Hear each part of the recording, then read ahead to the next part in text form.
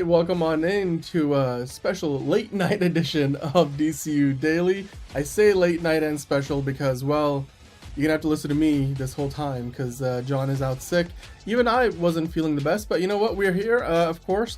We're gonna get to a lot of news today, as is usually the case. I mean, it is still Monday night when we're doing the show live, so we're gonna get into a lot of different news stories, including the weekend box office, Paramount.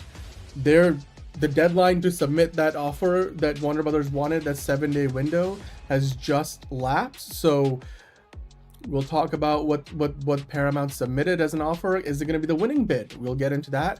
Of course, the BAFTAs happened over the weekend. We'll talk about the winners, but we'll also talk about the controversy because that seems to be what everybody else is talking about. So we'll get into the details of that. And of course, we have a ton of DC stuff from James Gunn. He talked about Dr. Phosphorus. He was celebrating the birthday of the character Lex Luthor. But then he was also talking about Batwoman. Well, we'll talk about what James Gunn was talking about. But to get into all that and then some MCU chat along the way, other award season stuff, and so much more, as always, let's hit that news intro and get the show started. It doesn't seem to matter what I do. Number two. All right, Mr. I need to paint my abs on to get nominated. You don't see Robert Downey doing that. You're kidding. You're kidding. I can't open the envelope without the... Warner Brothers is heading back into the Matrix with a new movie in the works. Wonder what other surprises are in store. I want to be Bruce Wayne. I like that. You're gonna love me. There's the shot right there. That. Okay, we don't need to see chords. Right there. You look ridiculous. Well, not no more, he don't. What, dude? I can barely understand you. Your accent's insane. What the world needs now. Give me a hand up. Nope, I'm actually okay. Thank you very much. Oh, wow. Wow.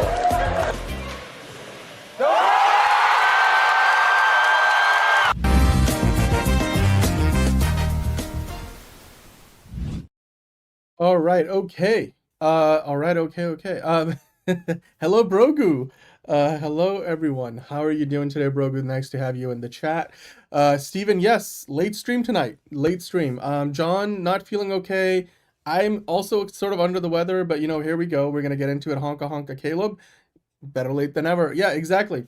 Exactly. Thanks for staying up for the show, Caleb. Does Scream come out this week? Scream, that's a good question, actually. You know what? Let me find out for you right now. Scream 7. This would be the last week of February. It does. That is the new movie of the weekend. You're going to be able to go see the Elvis Presley in concert movie that I think is Baz Luhrmann's. It's more of a, you know, documentary, not like the Baz Luhrmann Elvis movie. There's that, and then there's Scream 7. So you can definitely go watch that this weekend. Hello, Dark Elite Eric, and then hello to Enterprising. Thank you all for tuning in. Of course, if you're watching for the first time, I'm gonna, you know, do the honors. My name is Daniel, and we've got a lot to get into today. It's gonna be me running solo because John is a bit under the weather, but that's all right.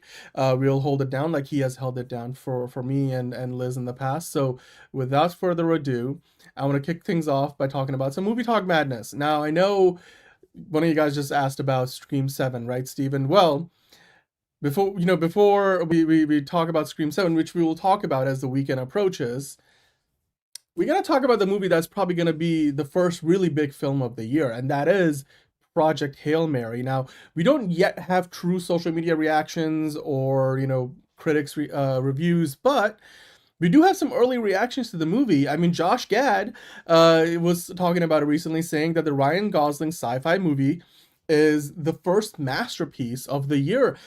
Saying, I don't know how the hell they did it. He called it a perfect adaptation. This is interesting.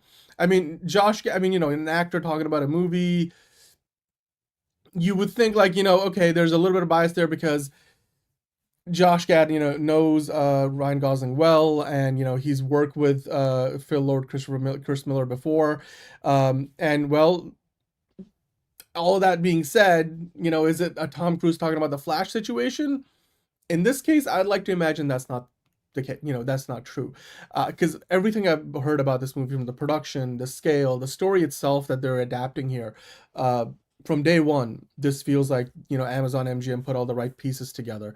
And, well, Josh Gad was speaking very highly about it, putting it in all caps, perfect adaptation, calling it, of a book, according to Josh Gad, that he thought was impossible to adapt. And, well, I mean, he is a big fan of the book itself, so it's one of his all-time favorites. And, well, that's certainly a little bit reassuring to me, because book adaptations, if you are a fan of the book and you love the movie, always people tend to land on one side or the other, but to kind of appreciate both of them, that's interesting to me.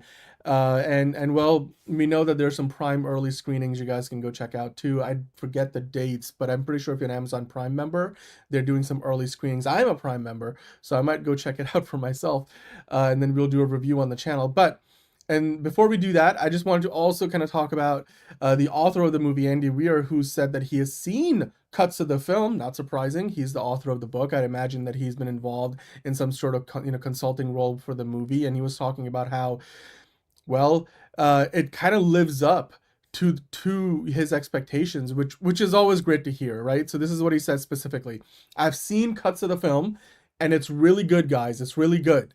These guys, aka Phil Lord, Christopher Miller, Ryan Gosling, and co., they're amazing directors. Everybody knows that. I couldn't be happier with how things turned out. I couldn't ask for better talent in every aspect. We waited for Drew Goddard, the screenwriter of the movie. We all love Drew Goddard in the House of DC. We had to wait several months for him to finish the project he was working on. So, I mean, that's pretty epic. The fact that, they waited for the right talent, not just in front of the camera, with Ryan Gosling coming in off the success of Barbie. Of course, he's known for so many other things. The Fall Guy wasn't, so hot, the movie that he did right after Barbie, but with Project Hail Mary, and now he's doing that new Star Wars movie, Ryan Gosling might be starting a new winning streak, and then, waiting for the right talent behind this camera, with Lord and Miller, and then, of course, Goddard for the screenplay. Those are some A-list names right now in Hollywood. So I'm really glad that they went in this direction. And much like you, Enterprising, I really can't wait to see this movie. This is going to be one of my, most exciting, most anticipated movies of the year.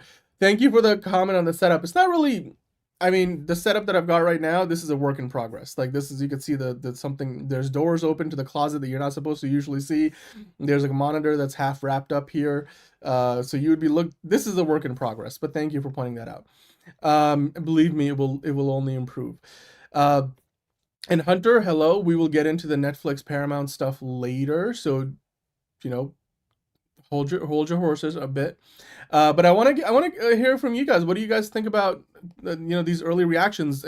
It's again coming from two somewhat biased sources. Josh Gad, of course, works in the business, knows the folks working on this movie pretty closely, and of course, Andy Weir wrote the book. So like you got on. I mean, they have two very good motivations to talk highly about this movie, but as I mentioned, everything around this film has been very positive. The trailers have been amazing. The trailers definitely give me that 2001 times Interstellar, a little bit of E.T. thrown in there, maybe a little bit of Arrival. Like it's got all the right vibes, and so I'm loving it.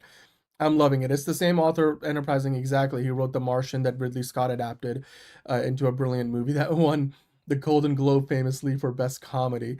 Hello, Movie Spud. Saying he can't wait for the movie. Watched the trailer the other night, thought it was great. Yeah, I agree, absolutely, same here. I've seen both trailers. The final trailer dropped not too long ago. I think they actually dropped it on Super Bowl weekend. So there was that, and well, I completely agree with you, Enterprising. Ryan Gosling's renaissance has been well earned. Low key.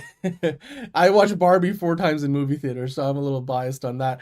And I don't think enough people went to see Blade Runner. A lot more people should have gone to see that movie. That movie deserves so much better. But you know what? The marketing for that movie failed in a lot of ways, and it seems like the marketing for Project Hail Mary so far is delivering. So that's good. But we do have another piece of news in MovieTalk Madness that I wanted to get into before we move on. And this one is slightly less positive. And well, it looks like 28 years later, which of course, we've had 2 movies in the franchise over the course of the last 18 months, let's call it. We had the 28 years later come out from Danny Boyle. Then we had 28 years later, The Bone Temple, which I believe, depending on where you are, you might still be able to go see it in theaters. It's mostly, out of theaters, but you could still go see it.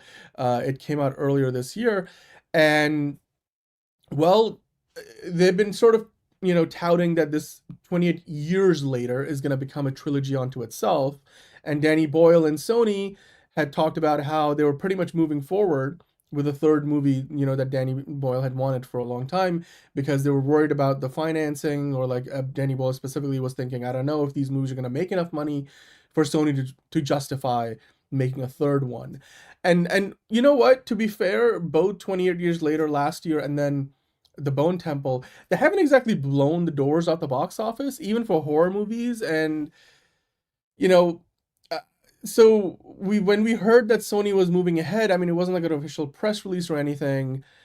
That was before, of course, the box office performance of The Bone Temple. So now we have this rumor going. I'm gonna say this is a rumor because it's not coming from like an official, source like the studio, or coming from like a, even a really big scooper, and it's also not coming from Deadline or any of the big, trades. It's coming from the World of Real. And World of Real have a very spotty track record, but basically what they were saying is, according to them, they've heard that Sony greenlighting the threequel may not carry as much weight as we should think. According to the website, they said, I've heard from two separate sources that Sony is in no rush to make the trilogy capper happen, despite announcing it last December. In fact, I've heard Netflix has shown some interest in acquiring the sequel. Of course, that would mean probably putting it directly on Netflix. Netflix, famously, basically licensed the rights to the K-pop Demon Hunters franchise when Sony thought it wouldn't work theatrically. And, well, Sony probably, is regretting that decision a little bit, because pretty much Netflix, has been enjoying all the success in the world with K-pop Demon Hunters. So if they were to do something similar here, that would mean that the movie would certainly not play in theaters, or at least not for more than maybe a weekend or two. So that's something that Danny Boyle, according to the scooper here, talking about on World of Real, that's not something that Danny Boyle wants. He's not having any of it. He wants a theatrical release for his final chapter, which is supposed to, of course, star Cillian Murphy back in the role that we got to see at the end of The Bone Temple, his character returning there. Now, of course, you might think this is all speculation and, the source is, shoddy at best, but the social media promotion now for The Bone Temple has been using the verbiage, the ending you've been waiting for. And here's an example of that here. If you look at what they posted on X recently, talking about like, go see the movie in theaters, or you can see it in digital, and it's also available for you to rent at home on digital or buy on digital like iTunes and such. It says, cancel your plans, grab your snacks, gather at the Bone Temple, witness the ending you've been waiting 28 years for. The Bone Temple is now on digital and in theaters. To me, that is maybe more of a indicator than anything the World of Real was talking about. And that would suck. I mean, I wish John was here to talk about this. I'm sure he looked at this headline and he thought this is total BS. But here's the thing. I mean,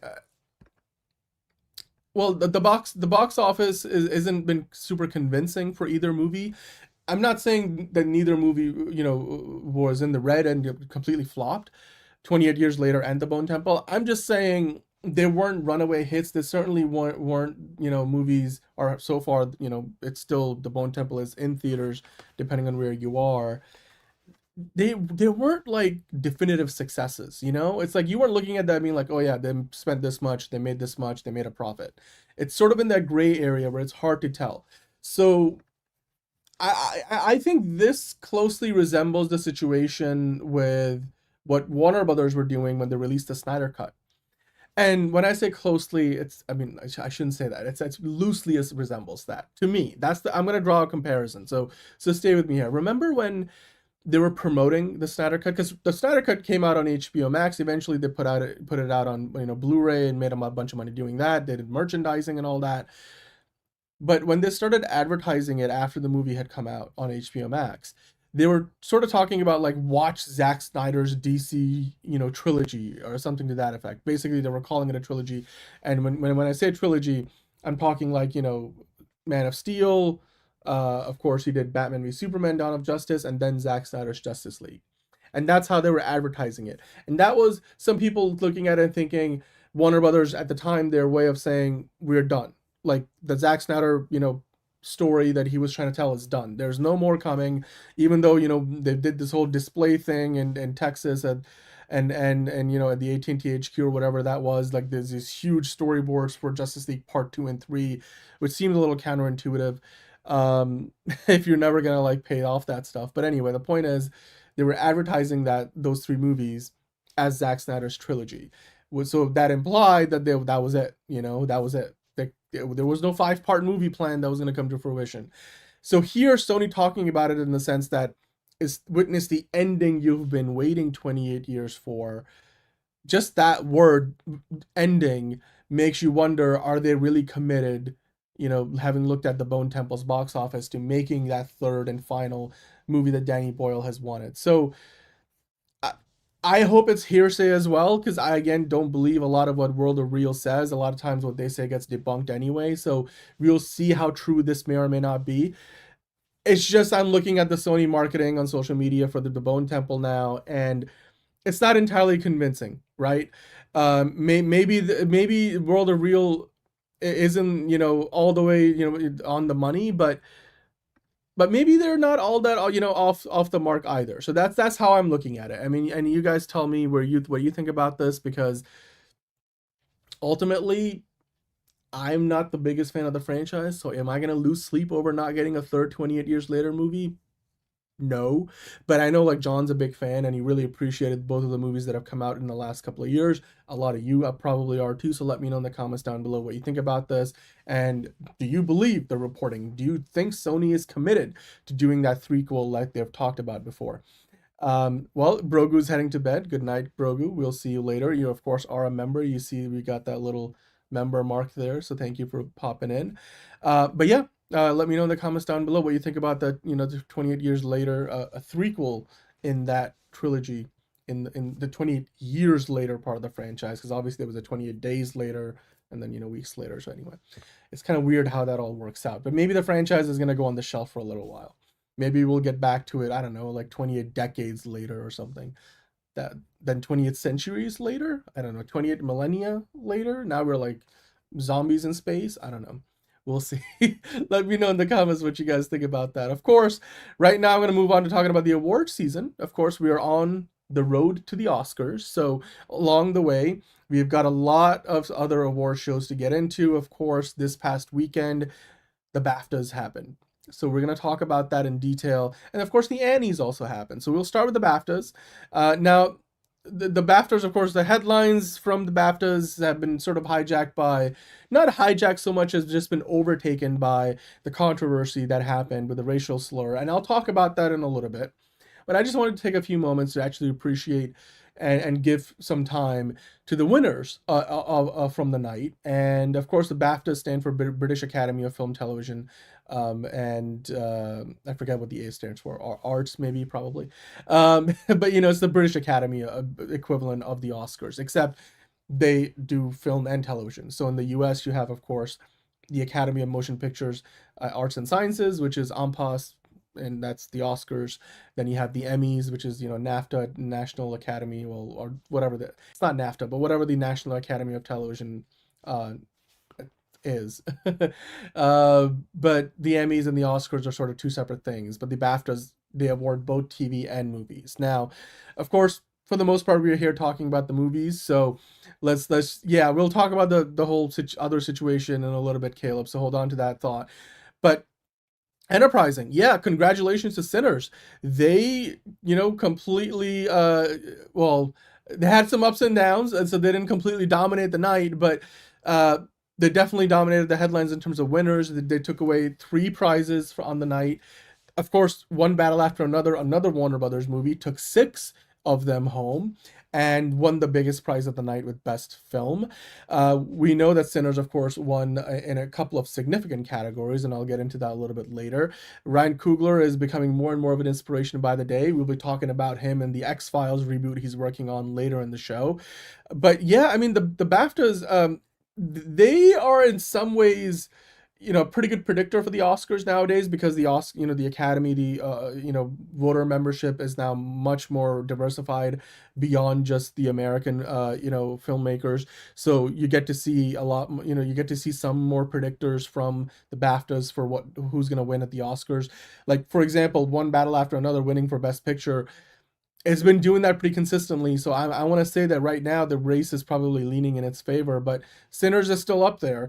I mean, the award show was hosted by Alan Cumming, of course, the Traitors host, the American version of the Traitors host. At the BAFTAs, they also have a special Outstanding British Film Award, which Chloe Zhao's Hamnet won. That was, I thought, pretty predictable. I was like, I wonder if Hamlet's gonna win one of those big best film awards, and it did. And then Sentimental Value became the first Norwegian film to win a BAFTA award, with its win for film not in an English language. And British international feature entry in the Oscars, My Father's Shadow, won the Outstanding British Debut. Now, of course, beyond just the winners, there were some losers, so I wanted to quickly highlight. I just thought this was funny. I mean, John probably looked at this headline and thought, like, this was kind of sad. I mean, and Liz as well, because they both really loved the movie. But Marty Supreme set the wrong kind of record, tying the BAFTA record for the most losses in the history of the BAFTAs. Well, they had 11 nominations. They went 0 for 11. So Marty Hauser, played by Timothée Chalamet, losing some pretty critical matches on the night. That is tied now, 0 for 11, for the most losses by a movie at the at the BAFTAs, I should say.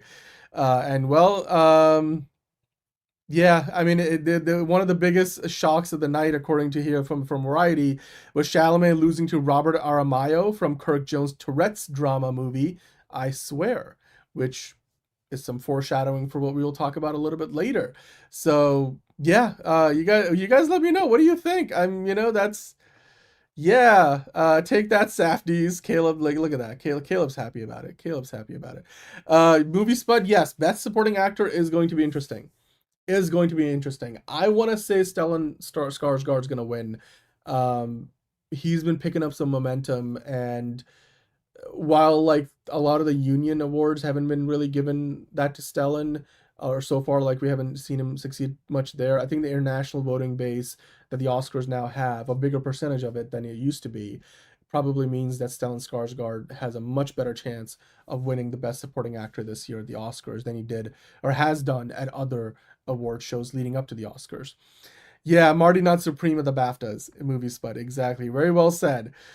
Too bad. So sad, Morty. I mean, Marty. Thank you. Well, I'm sure Timothée Chalamet, would appreciate the laugh, because he went 0 for 11, including the category where he personally was nominated at the BAFTAs. But before we talk about the BAFTAs controversy, which we will talk about, I did want to bring up another set of awards results. We even don't just spend a ton of time on this, but I thought this was significant, and it is award season, so let's give them a shout out. K-pop Demon Hunters, who, by the way, the singers from the movie, they did perform at the BAFTAs, but they also dominated at the Annie Awards.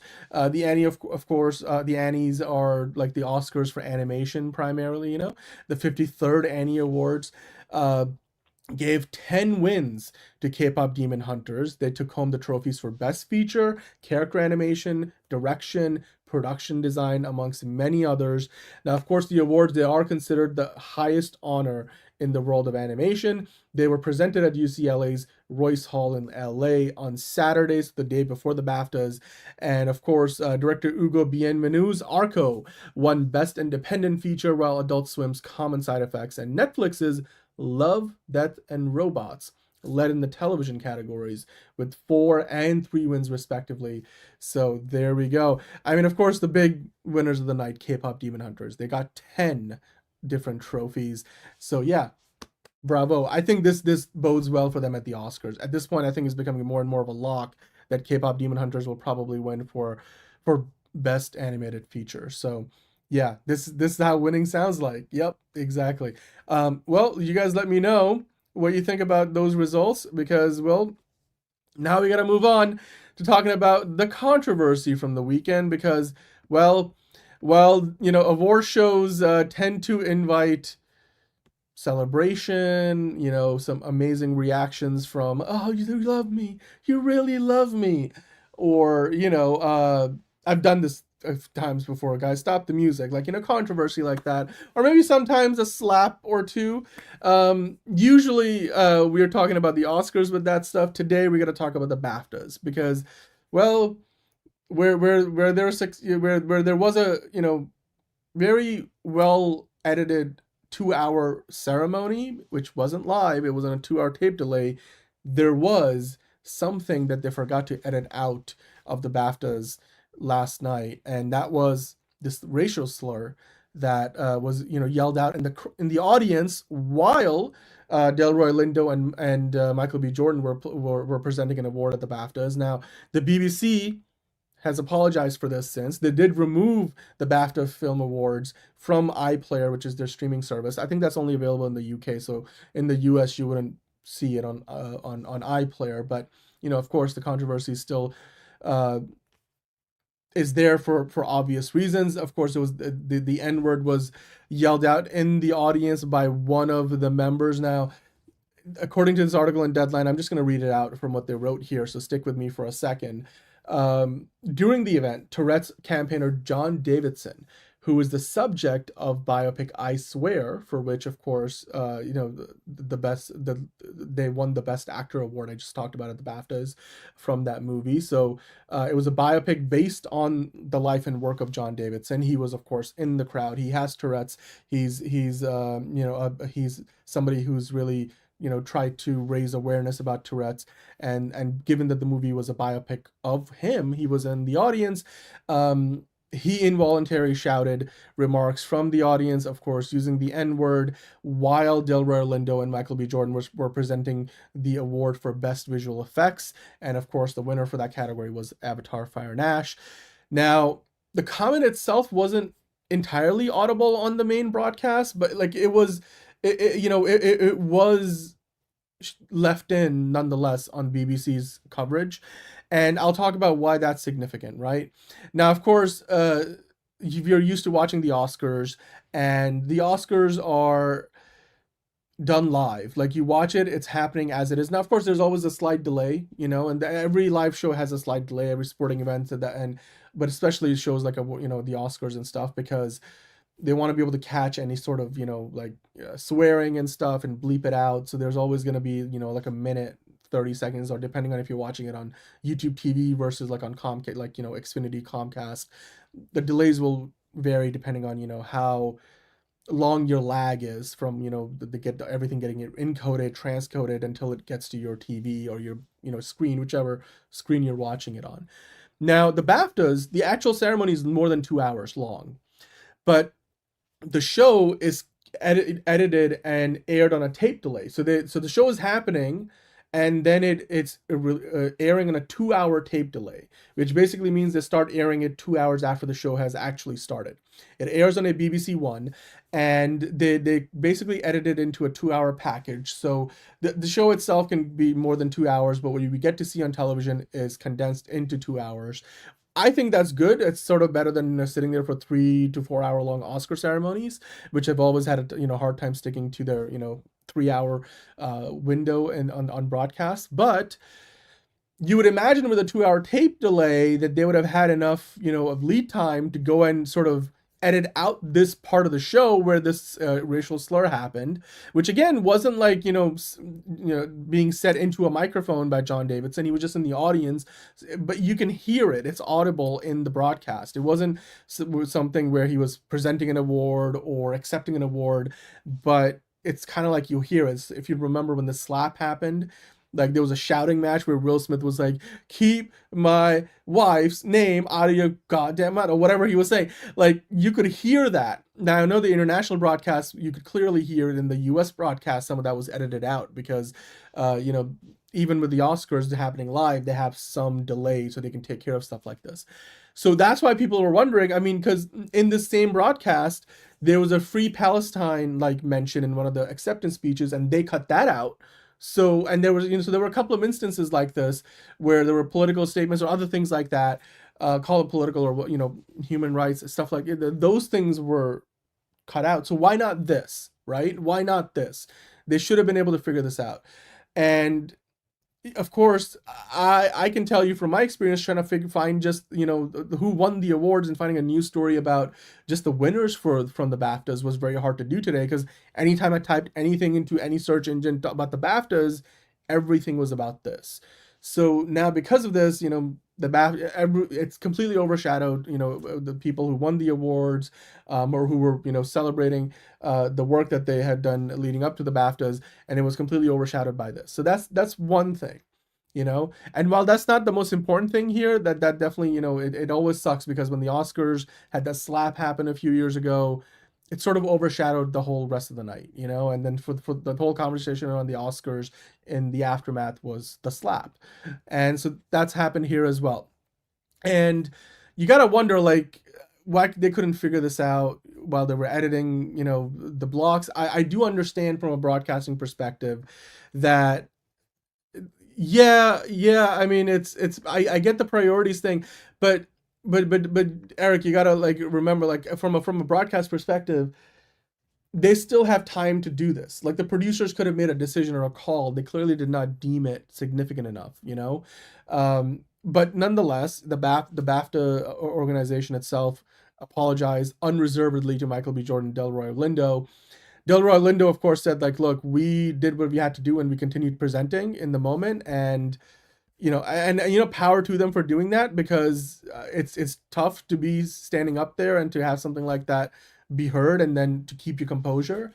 But you know, they continued on and to do the work that they were doing, and yeah, I appreciate that. But Delroy Lindo did say that nobody from the BAFTA's organization, the organizing committee, or anybody who was working the show and the crew, nobody talked to them after this. Like when they went behind the stage after they presented their award, nobody actually walked up to them and said, "We are so sorry. This was really terrible. We apologize. Is there anything we can do? Like, you know, you just let us know." Like none of that happened. Which you got to imagine something like that should have happened, you know, but apparently not. So yeah, keep your dignity in the face of tyranny, enterprising. Exactly. And I think Michael B. Jordan and Delroy Lindo, you know, did an amazing job of keeping their composure. I mean, and to you know, to the credit of the BAFTAs in their apology, that they did say, "We want to acknowledge the harm this has caused." And they thanked the Tourette's campaigner, of course, John Davidson, who's the one who it was a you know, again, a Tourette's tick. So he apologized as well, saying, you know, and I'll go through his statement that, you know, it wasn't anything that he, you know, was doing on purpose to sabotage anybody, and we'll talk about that. But the BAFTAs thanked John Davidson for his dignity and consideration of others, because he left the auditorium and watched the rest of the BAFTAs from a screen. The BBC itself has apologized, you know, and the producers of the BBC were saying they didn't hear the slur while they were working in the truck, which I'm like, okay, like, but like, guys, like, this is a big deal. Like, that can't be an excuse. Like, you really have to be better than that. And I have a feeling that the producers over at BBC who worked at this show, somebody's either gonna lose their job, or, you know, really, you know, gonna get some hopefully, you know, some talking to, because yeah, like, you can't let this kind of thing slide, especially not when it's on a tape delay. Like there's no reason. Like I understand, like when it's live television, when it's sports, when it's award shows, and even on a tape delay, you're still like, you know, you're cutting the show into blocks, but you know, and then you have commercial breaks in between, and you're trying to get them out the door. And it's a 2-hour tape delay. It's not like it's, you know, 5-10 hours or even the day after. So it gives you more lead time than live, but it's also not like they're sitting there for too long. But the quality assurance, the quality control has to be better. And as somebody who works and has done a lot of work in, you know, television, including live television, they have to do better. They just have to. Now, of course, I wanted to kind of go through what everybody else said in the aftermath of this. The BBC, apologized, and this was, they said there was strong and offensive language, and well, they apologized for that. The BAFTAs, here's the fuller version of their statement. I'll read it out. They said, one of our guests, John Davidson, MBE, has Tourette syndrome and has devoted his life to educating and campaigning for better understanding of this condition. Tourette syndrome causes involuntary verbal tics that the individual has no control over. Such tics are in no way a reflection of an individual's beliefs and are not intentional. John Davidson is an executive producer of the BAFTA-nominated film I Swear, which is based on his life experience. We take the duty of care to all of our guests very seriously and start from a position of inclusion. We took measures to make those in attendance aware of the tics, announcing to the audience before the ceremony began and throughout that John was in the room and that they may hear strong language, involuntary noises, or movements during the ceremony. Early in the ceremony, a loud tick in the form of a profoundly offensive term was heard by many people in the room. Michael B. Jordan and Delroy Lindo were on stage at the time, and we apologize unreservedly to them and to all those impacted. We would like to thank Michael and Delroy for their incredible dignity and professionalism. During the ceremony, John Davidson, and they're talking about here, John chose to leave the auditorium and watch the rest of the ceremony from a screen. And we would like to thank him for his dignity and consideration of others on what should have been a night of celebration for him. And of course, I mentioned earlier, the actor who played him in the movie won for Best Actor on the night. The BBC said, continuing on to say, we take full responsibility for putting our guests in a very difficult situation, and we apologize to all. We will learn from this and keep inclusion at the core of all we do, maintaining our belief in film and storytelling as a critical conduit for compassion and empathy. Now, John Davidson himself released a statement because, of course, somebody, suffering from, who has Tourette's, you can imagine that, he probably found himself just embarrassed because not only does he have to like deal with maybe other situations like this in his day-to-day life, but in such a public manner, and now of course the world is talking about it. I can only imagine how he must be feeling. But he also released a statement saying, I wanted to thank BAFTA and everyone involved in the awards last night for the support and understanding and inviting me to attend the broadcast. I appreciated the announcement to the auditorium in advance of the recording, warning everyone that my tics are involuntary and are not a reflection of my personal beliefs. I was heartened by the round of applause that followed this announcement and felt welcomed and understood in an environment that would normally be impossible for me. And in addition to the announcement by Alan Cumming, who of course was the host of the show, and he, addressed what happened, the BBC and BAFTA, I can only add that I am and always have been deeply mortified if anyone considers my involuntary tics to be intentional or to carry any meaning. I was in attendance to celebrate the film of my life, I Swear, which is the name of the movie, which more than any film or TV documentary explains the origins, conditions, traits, and manifestation of Tourette syndrome. I have spent my life trying to support and empower the Tourette's community and to teach empathy, kindness, and understanding from others, and I will continue to do so. I chose to leave the auditorium early into the ceremony as I was aware of the distress my tics were causing. So, credit to John for doing that. Now, of course, the production designer who won the BAFTAs for Sinners, she called the BBC apology, not performative, but like she wasn't, very appreciative of it, and so I understand, like, being upset about it and not condoning it, regardless of whether you appreciate what John Davidson had to say in his apology and what the BAFTA said in BBC. I personally don't know enough about Tourette syndrome to really be able to comment on that aspect of things.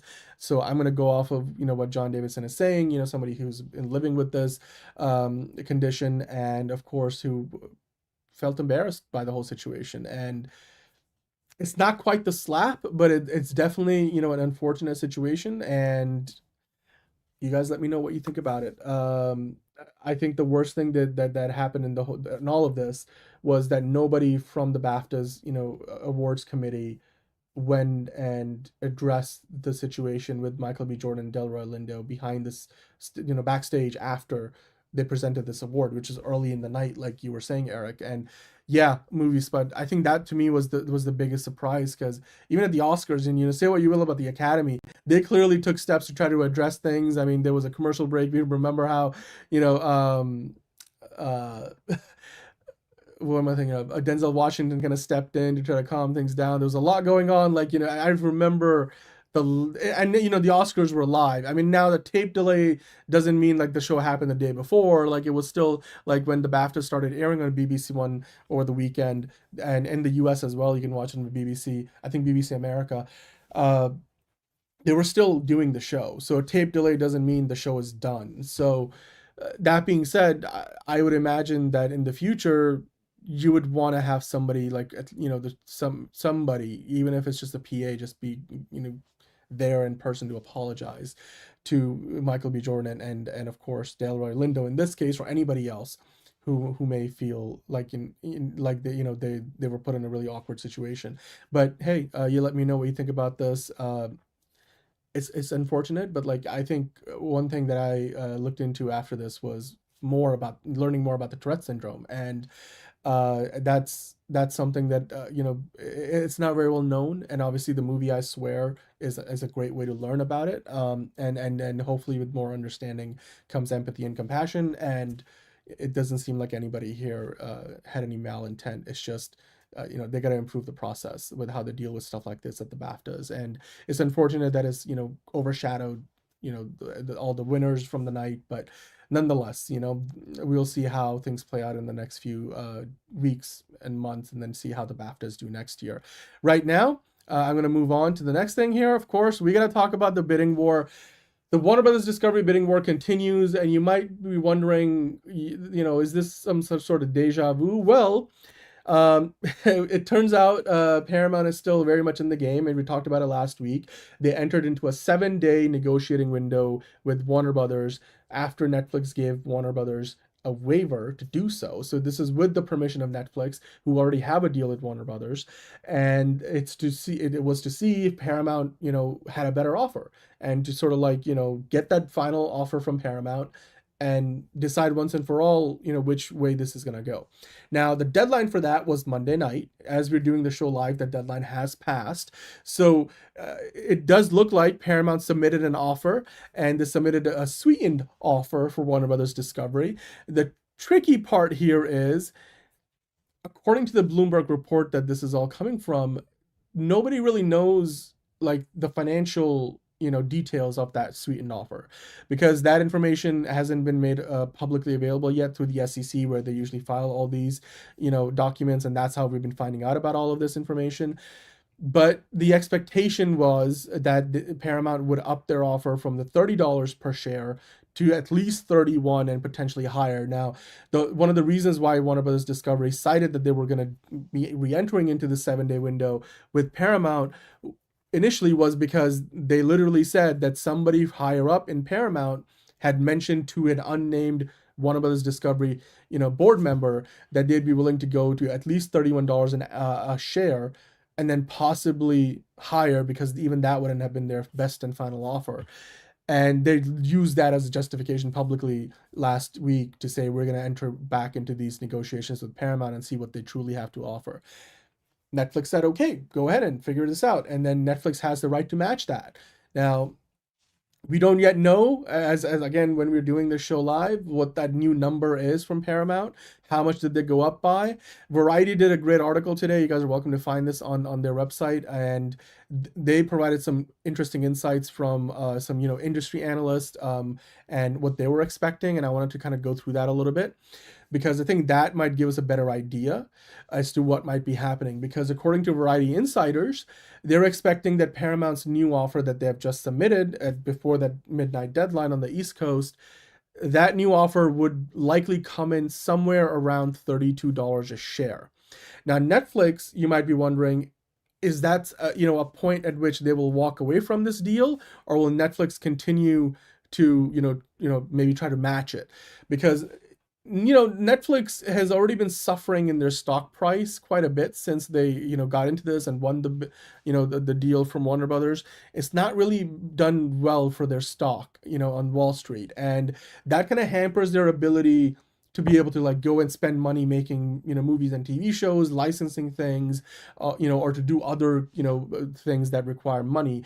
Because when your stock price goes down, and it affects everything else about how you do business as a publicly traded company. So Netflix has already, got they probably have a ceiling somewhere where they're going to need to walk away. And Ted Sarandos was recently asked about this. And well, when he was doing an interview Friday with Variety, he said the next move is up to somebody else. We have signed a deal with Warner Brothers Discovery. If someone wants to make a better deal, which the Warner Brothers Discovery board has said has not happened yet, then we'll see what happens down the road.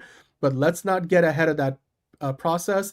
And I certainly wouldn't comment on the bidding strategy anyway. Makes sense. But the core of it is, we're super disciplined buyers. As you probably know, we have a reputation for such, so that I'm willing to walk away and let someone else overpay for things. We have a rich history of that. So much like Comcast walked away, it looks like Ted Sarandos is making it clear publicly through that interview with the Variety on Friday that there probably is a ceiling at which they will walk away. Because ultimately, we have talked about this before, for Netflix, it's, Warner Brothers Discovery as an asset is a nice to have, but not a must have, because they already have the biggest subscriber base in the world on streaming. They've got a really strong price of the stock market.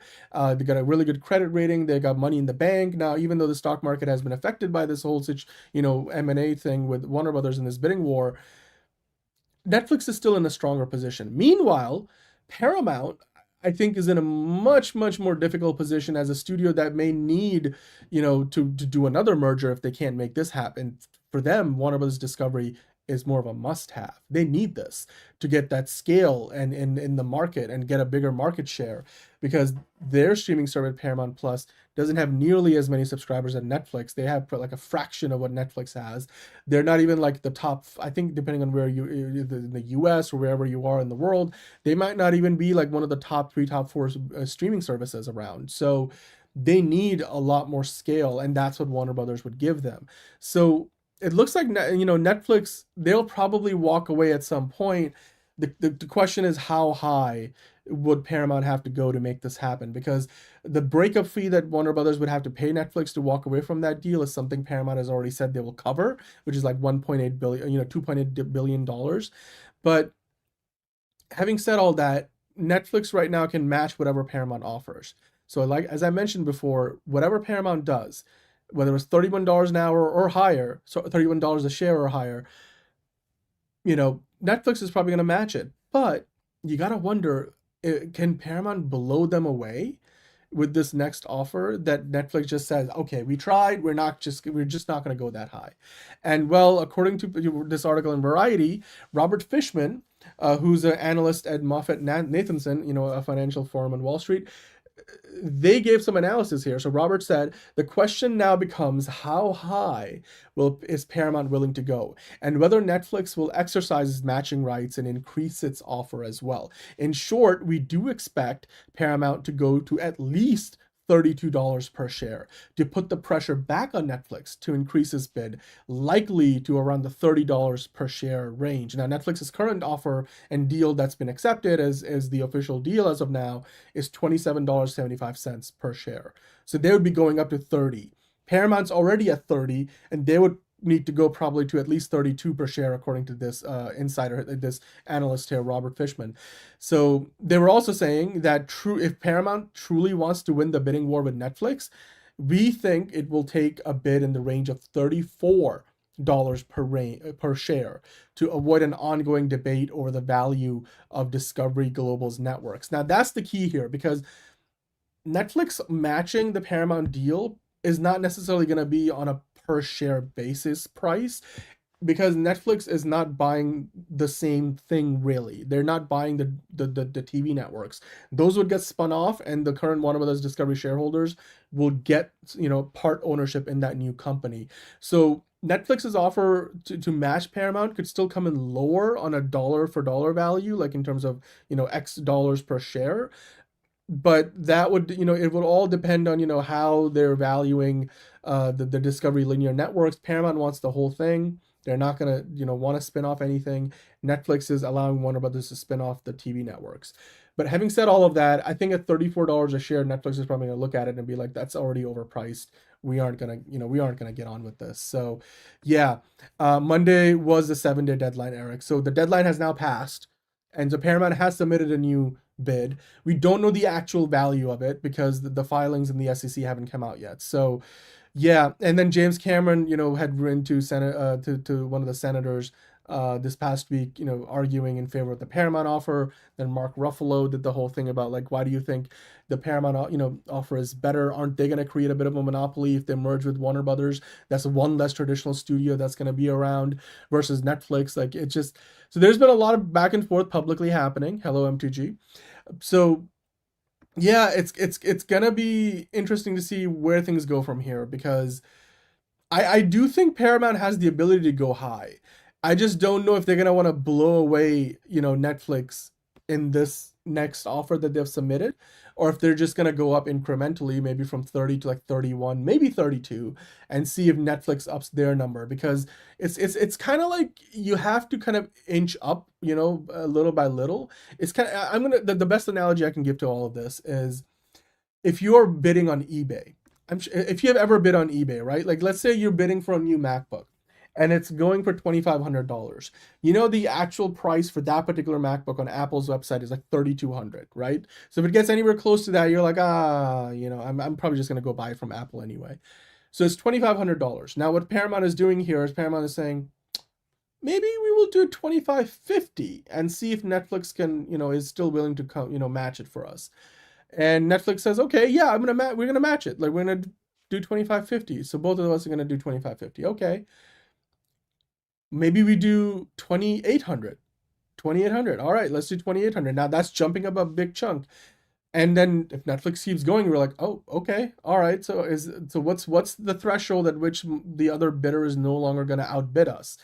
That's what you're trying to do. So you're trying to inch up a little by little. You're not trying to like blow the other one away because you just never know. I mean, and Paramount also clearly doesn't want to overpay.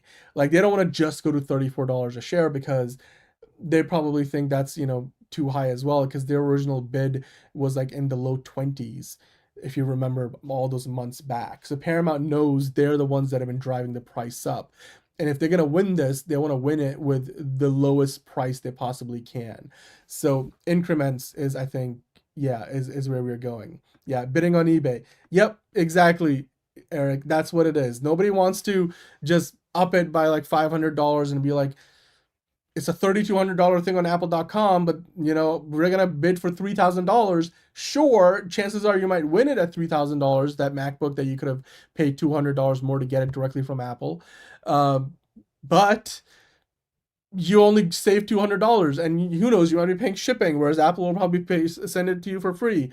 So free shipping. Like it's about just kind of like trying to see where that ceiling is for Netflix, for Paramount right now. So yeah, and look, Netflix has clearly kind of opened the door. Ted Sarandos has been saying like, look, we have walked away before, we will walk away again. Like it's without saying that we will walk away or when they will walk away, like what it will take. It looks like Paramount, I said this last week, Paramount's not going to actually give their best and final offer in the 7-day negotiating window. So when we do find out in the next few hours by the morning hours, what the actual value of that offer is, I bet you it's probably somewhere between $31 and $32 a share. It's likely not 34. It's likely not 33. Certainly nowhere higher than 34. I'd be very surprised if Paramount went in with something like $34, $35 a share, because that would be like them dropping the hammer and being like, Netflix, we're done messing around. This was our deal to begin with. Walk away. And I'm pretty sure Netflix would walk away at that point. Netflix would have to like basically up their offer by like more than $5 a share at that point, which equates to tens of billions of dollars in overall value. So yeah, Having said, and you know, Paramount, if they do win this bidding war, ultimately, you got to remember they still have to, on top of what they're paying for the company Warner Brothers Discovery, they would have to pay the financing fee to, you know, for Warner Brothers to refinance all their debt again, which is, I think they were estimating it to be $1.5 billion, and then pay the breakup fee with Netflix was another $2.8 billion. So Paramount not only would have to pay an extra $10+ billion just for the new deal that they would be offering for Warner Brothers, they would also on top of that have to pay for like another $4 billion to like for Warner Brothers to actually be able to walk away from Netflix. So yeah, it's a lot. It's a high bar, but you know what? They've got themselves into this, and we'll see what Paramount has up their sleeves. Yeah, you know, they were kept on saying we're going to offer our best and final offer, but they also kept on saying that any offer they put out, of the 9 of them now total, Paramount, none of them have been their best and final. And I want to say they're not going to say that with you know what we hear tomorrow morning. So yeah, look, Netflix is going to fight for it, enterprising. I just don't think Netflix is going to fight for it no matter what the price is. Netflix is going to walk away at some point. And Paramount ultimately is the more desperate company. Paramount needs this. Netflix wants it. So yeah, Netflix also, yeah, one of the things has been like, you know, Netflix's money is basically financing that is entirely based on the value of Netflix as a company, whereas Paramount has got financing that is a mix of the Ellisons as well as, you know, Middle Eastern funds. So that's, you know, from Saudi Arabia, I think the UAE and Qatar. So yeah, they do have a meeting set at Warner Brothers Discovery on March 20th for the shareholders to vote for the Netflix deal. And right now, the standing recommendation still is to go with the Netflix deal from Warner Brothers board. So yeah, we'll see if that changes in the next few hours, depending on, you know, when the details of this new offer from Paramount become public. And I agree with you, Eric. I don't think Netflix is going to bet the farm on it. They don't need to. They don't have to. They've already seen the damage that even this deal has done to their share price. So I don't think they're going to push it too much further. Paramount is just trying to figure out what that ceiling is, you know, for Netflix, and if that ceiling is lower than Paramount's own ceiling, and we'll see if that turns where that all falls in place. But yeah, right now, if I was a betting man, I would say Paramount probably puts in a bid that we find out. I mean, they did put in a bid. We just don't know what the actual details of the bid are. But I want to say that the bid that they put in is likely somewhere in the $31 to $32 range at most. And then, you know, from there, they're going to look to probably increase it depending on if Netflix matches it or not. Because if Netflix says that's too high for us, we're not matching it, then it's Paramount's company. They win. But if Netflix matches it, then, you know, we get another round, because I'm pretty sure Paramount is not going to call this their best and final offer. But you guys let me know what you think about it. Of course, Paramount submitting their improved offer, their sweetened offer, after that 7-day window that they had to negotiate with Warner Brothers, and we'll see what that turns into in the next few hours. I'm sure tomorrow we'll be talking about the details once those become known and the financials of it all. Hello, Game Master, saying Netflix is going to walk away. Paramount's bid is convincing enough. Exactly. I mean, Paramount has addressed a lot of the concerns Warner Brothers had, and at this point, it's just about show me the money. It's literally about show me the money. And if Paramount shows the money, which Warner Brothers probably looks something like $32 a share or higher, Warner Brothers ultimately just wants the most money. It doesn't matter if it's coming from Netflix and Paramount. They've made that pretty clear. So, you know, while both companies can make the case for whose offer is better for the people working at Warner Brothers, the board is ultimately going to choose the offer that is the better paying offer.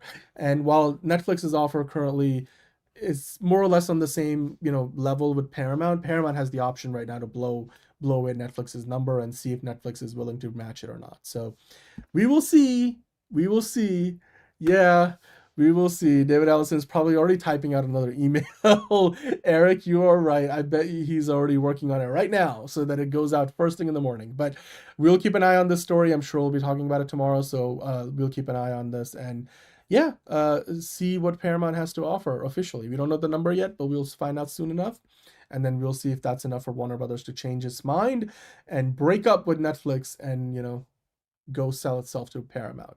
So in the meantime, we're going to get into the quick hits. it's that time. Let's get into the quicker part of the news.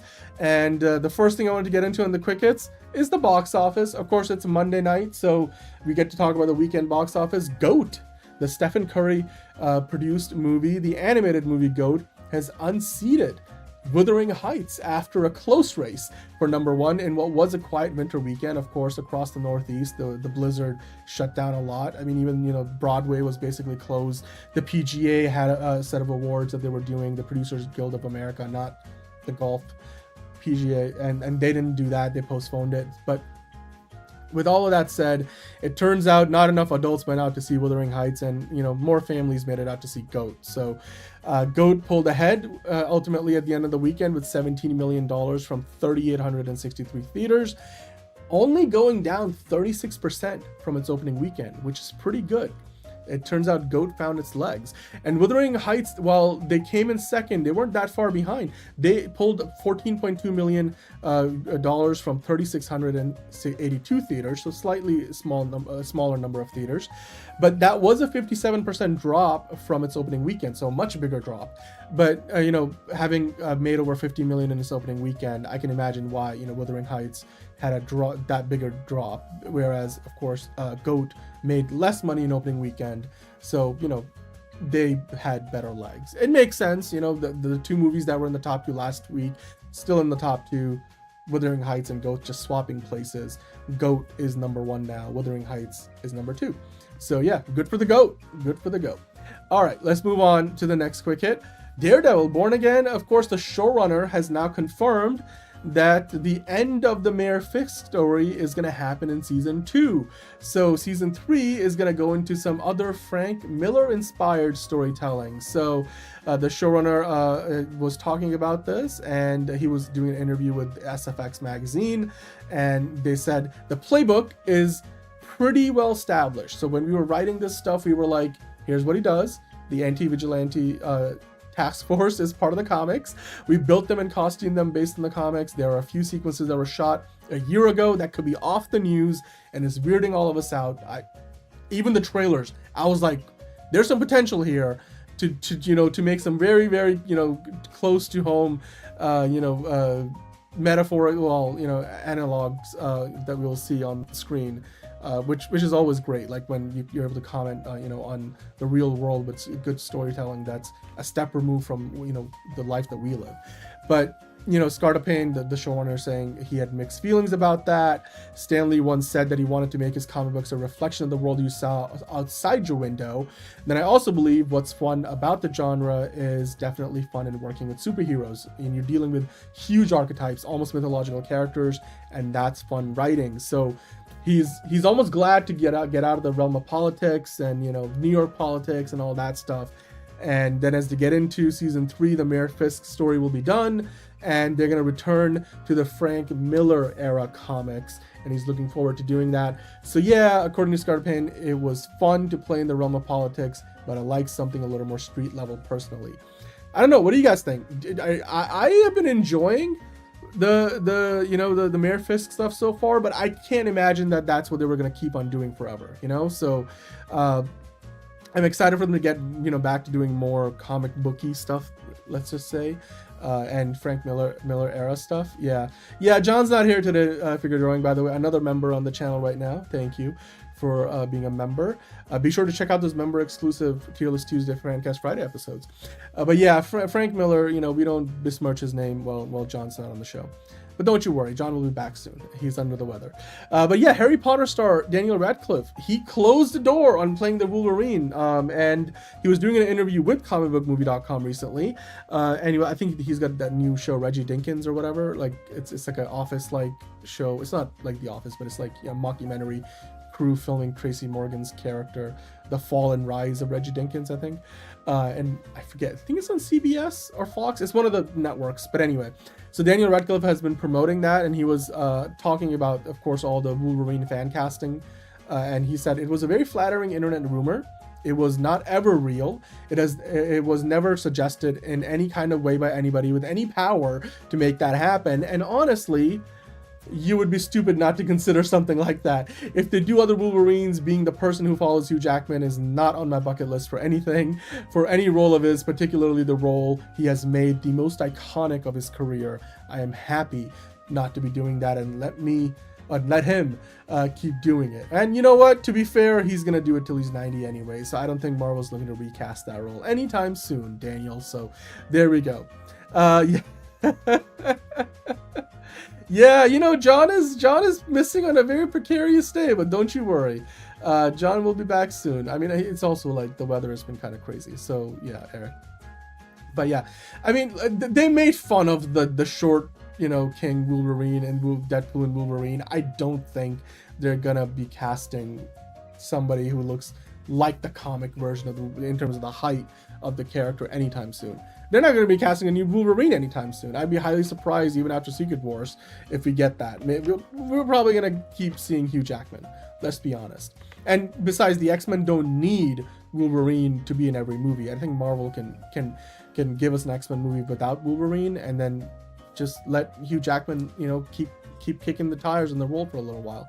But anyway, the Teenage Mutant Ninja Turtles Mutant Mayhem 2, the Seth Rogen produced movie, has moved up to August 2027, and it's just one of multiple Ninja Turtle projects that are now in the works at Paramount. We talked about this last week. Of course, the movie was, I think, originally set to release in September of 2027, September 17th. Now it's going to come out on August 13th of 2027. So comes out a few weeks sooner. And after the success of the first one, which I thought was a pretty good movie, I'm excited to see where they go with this.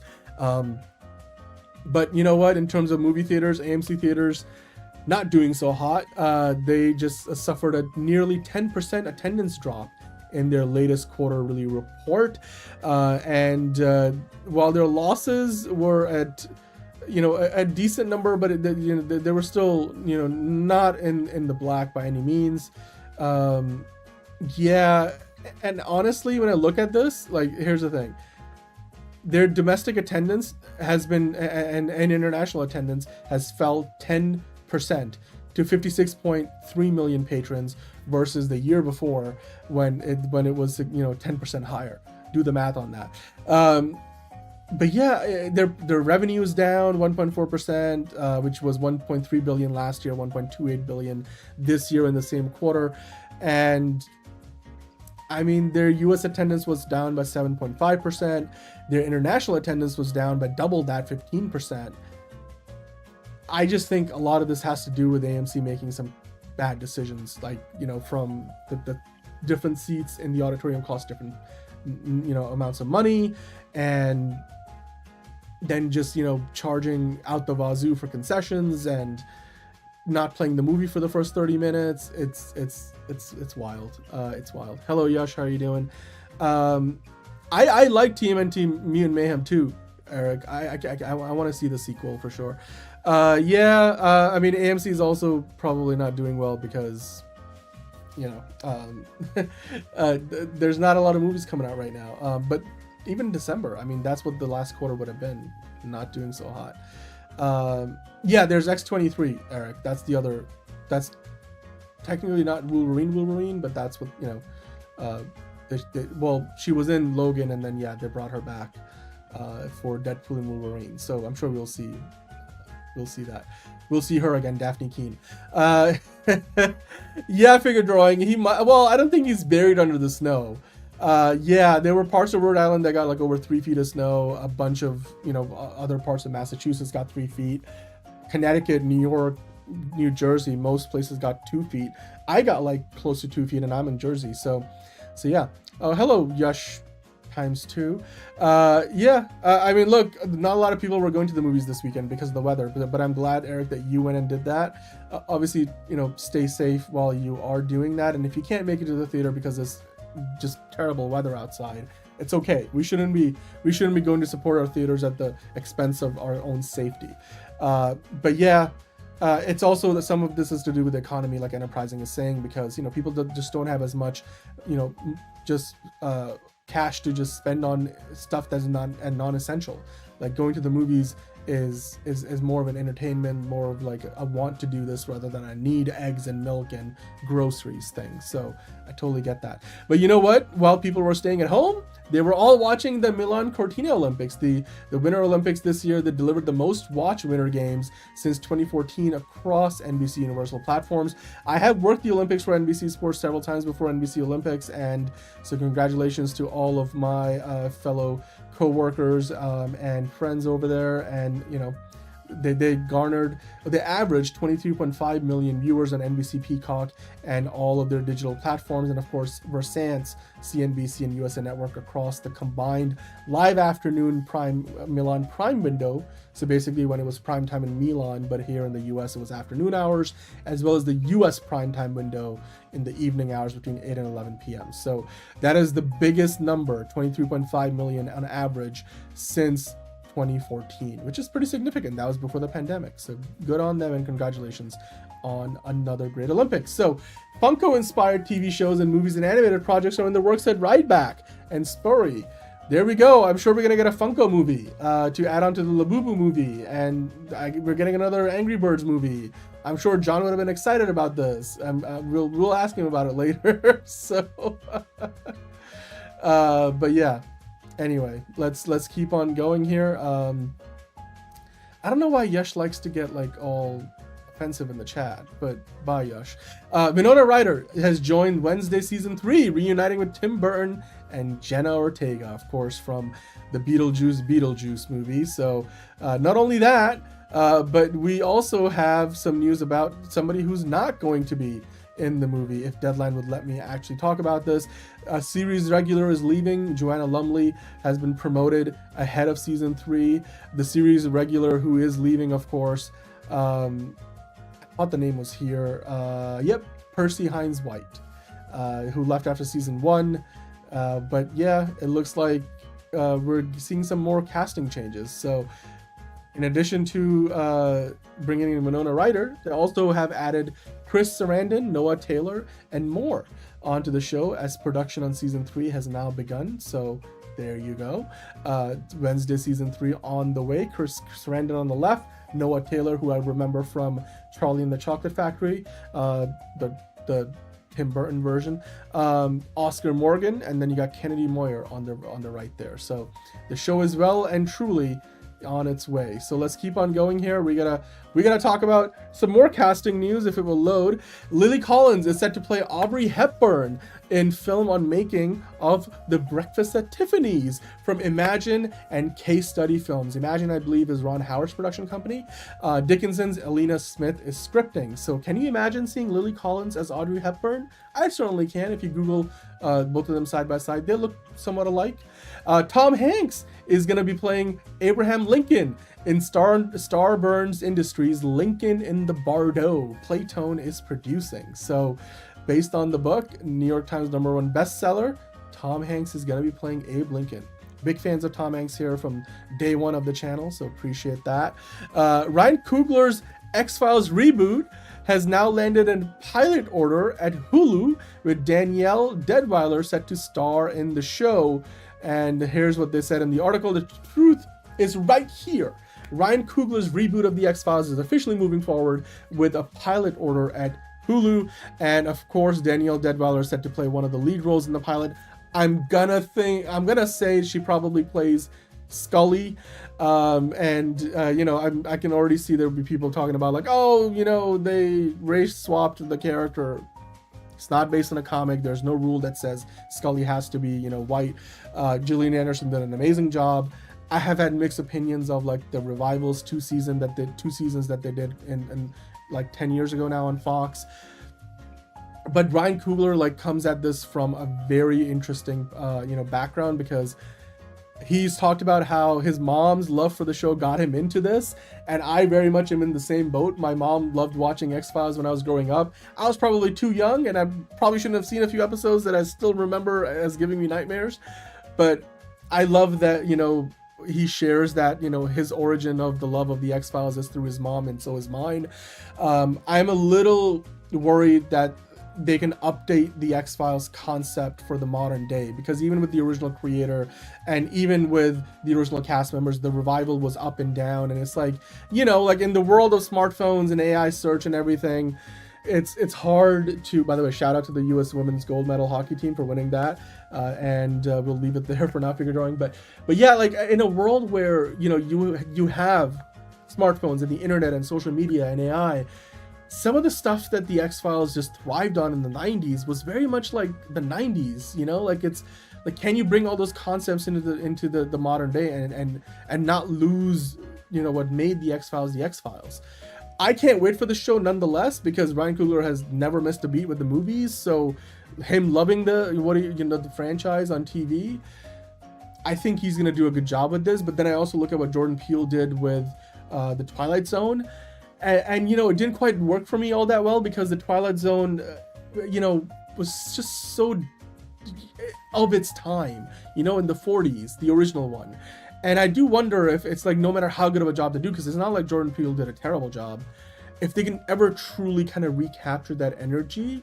I think the closest they've ever come to the is Fringe, which, by the way, like officially was tied to the X-Files, because there's a mention in one of the episodes where they're like, you know, the X-Files were closed or something. So, and they both ran on Fox, and I loved Fringe, loved it so much. I wish it ran for more than 5 seasons, but yeah, it's gonna be interesting to see how this works out. I'm gonna watch it. I think the rest of the X-Files in their 4K Blu-ray remastered, you know, versions with the 16:9 aspect ratio, there are on Hulu, so I can't wait to see this. The X-Files, dude.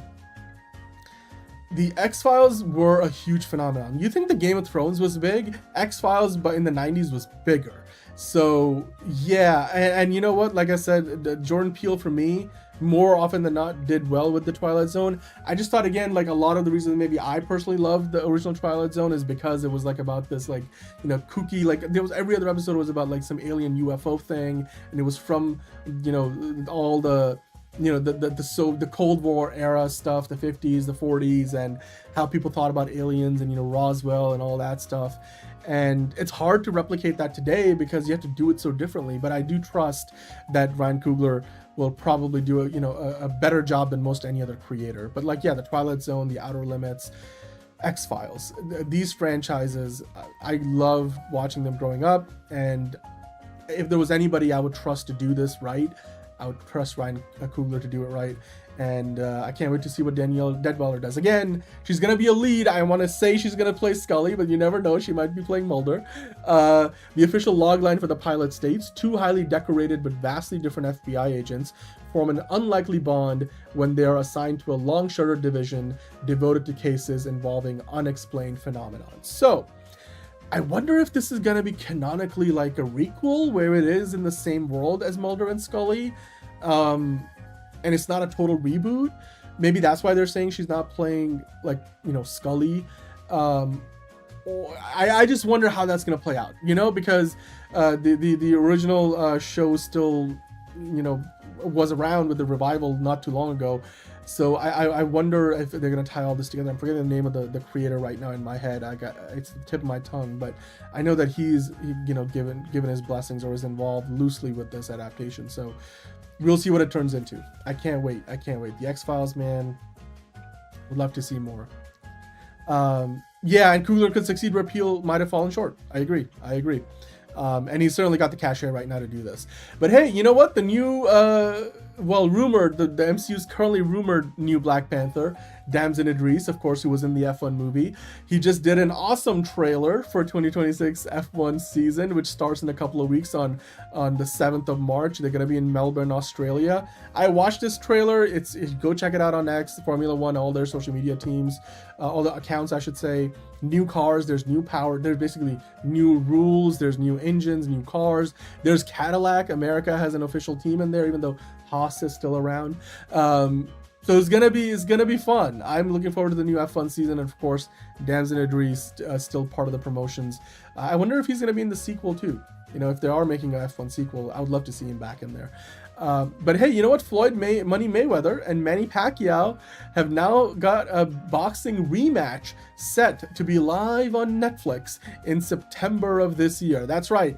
Floyd Money Mayweather and the Pac-Man Manny Pacquiao are stepping back into the ring, and they'll do it one more live on Netflix September 19, 2026, and is going to be at the Sphere in Las Vegas, with Netflix streaming it all over the world. Well, the last time they did this was in 2025. It was called the Fight of the Century. I distinctly remember it. You know, they did all these promotions for it.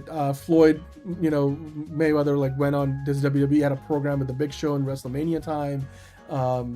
So I'm like, 11 years later, sure. Is it too late? Maybe. You know, maybe Manny Pacquiao will use it to do another like run for the government in his native country, where I think he's been like a politician, and then he retired and decided he was going to get back into boxing. So 11 years later, I mean, you know, Netflix likes doing this stuff, and we'll see how it turns out. Probably not going to be a great boxing match, but I'm sure a lot of people will watch it. Speaking of a lot of people watching it and things that deserve probably a little more of a spotlight, K-pop Demon Hunters and Guillermo del Toro's Frankenstein have now officially become part of the Criterion Collection. They are joining that elite collection, and well, they're both Netflix releases, and they became two of the most streamed films of 2025, including K-pop Demon Hunter, which became the most watched movie in the history of Netflix. They're both nominated at the Oscars, Frankenstein getting 9 Academy Awards nominations, and of course K-pop Demon Hunter, we talked about, the favorite to win for Best Animated Feature, and the two of them now joining the Criterion Collection. This is something that John, I believe, would be very, very excited for. So yeah, I'm excited for this, and I'm sure they'll do some promotion around it, you know, and maybe bring in Guillermo del Toro and maybe have him do his pick of Criterion movies. But yeah, you know what? I want to end the quick hits by talking a little bit about, you know, maybe just why Nick Cage low-key is the GOAT of comic book movies. Because you look at this, not only has Nick Cage, you know, already played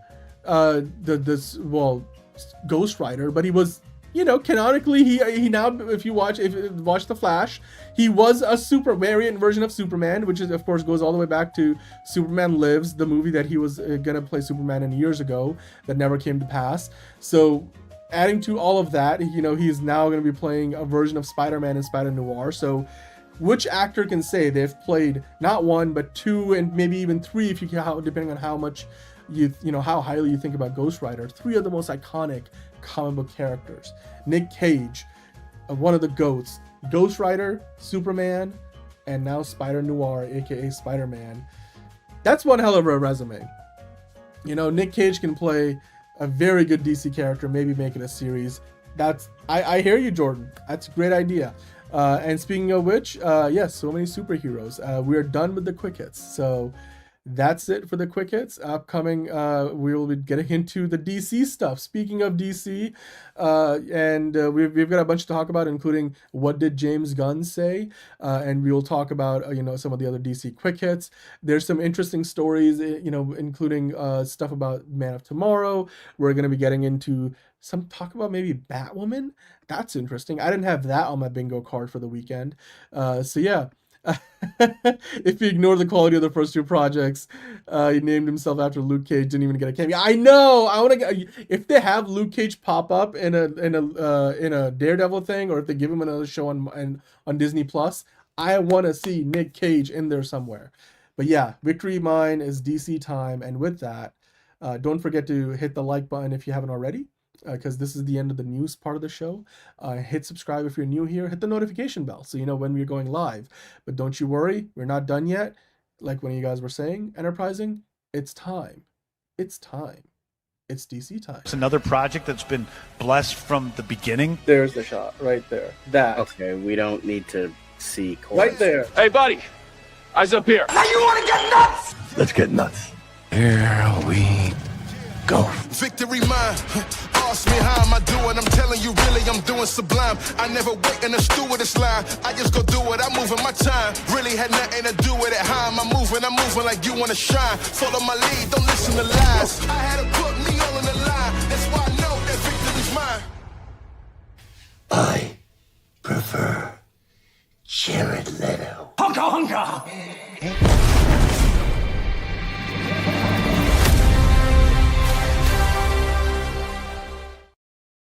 All right, welcome on into another episode of DCU Daily. We got a lot to get into today. Of course, as I mentioned before, we have some Superman talk. As always, we're going to talk about Man of Tomorrow. We got some Lex Luthor talk to get into as well. James Gunn was busy. He's back on the internet after being away for a few days. Winter is coming. He's done with DC. Well, all right. Good on you. Bane is here. Honka honka. Hello, Bane. MTG is ready for this. Dark Elite Eric, of course, don't lose hope, says Enterprising. Don't lose hope. That's right. Hunter Iggy saying, did you see what James Gunn posted about the Lex Luthor suit? I did. We're going to talk about it in a minute. Don't you worry, Hunter. We're getting to that. But you know what? As we usually do on DCU Daily, we're going to start off with the quick hits. Of course, if you guys don't know who I am, I mean, you never know. Somebody might be watching for the first time. I'm your host, Daniel. So let's get into the quick hits. And with that, let's talk about for a moment March 25th.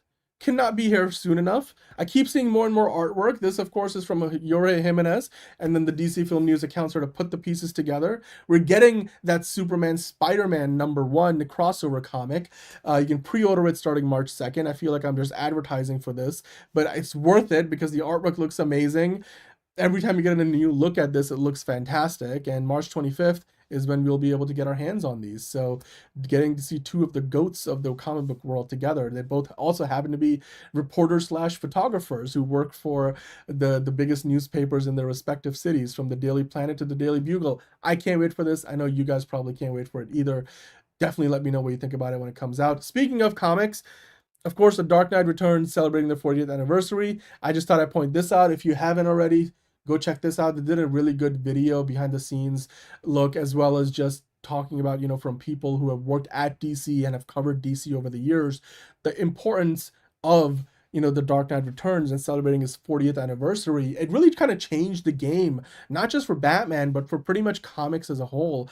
And I know some people are like, it maybe changed the game too much for Batman, but I personally think we can appreciate what it did well for Batman, but at the same time looking at it and saying maybe in some ways, it changed our perception of Batman forever if you want to see a lighter hearted Batman and stuff like that. So I get that.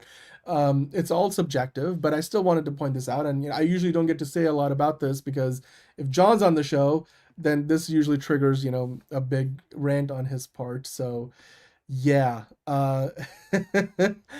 Yes, it seems like Yash is not here at this moment in time, Hosea. So hello, how are you doing today? I wish they did an animated series. Maybe they have something like that planned. They're celebrating The Dark Knight Returns 40th anniversary all year long. So we will see how it plays out. Yeah, it's always remarkable, the comic that both elevated Batman and consequently harmed Superman.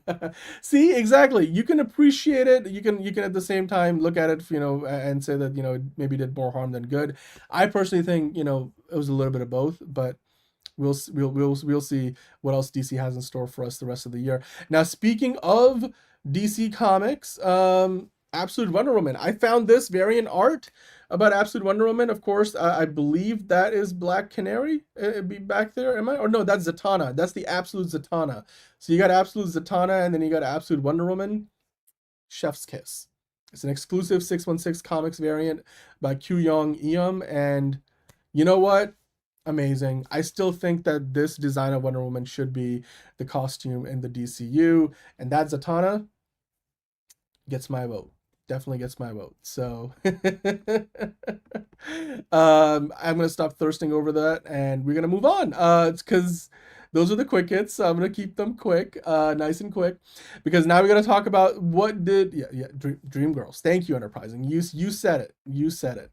But let's talk about what did Gunn say. What did the Gunn say? I'm going to eventually work on that, and we'll do a little bit of an intro with Crazy Frog and all that. But right now, I know the original outfit is great, but I'm just saying, I mean, Zatanna too. Yes, I get it. Nice and quick. Thank you, MDG. We do try to keep it nice and quick every once in a while.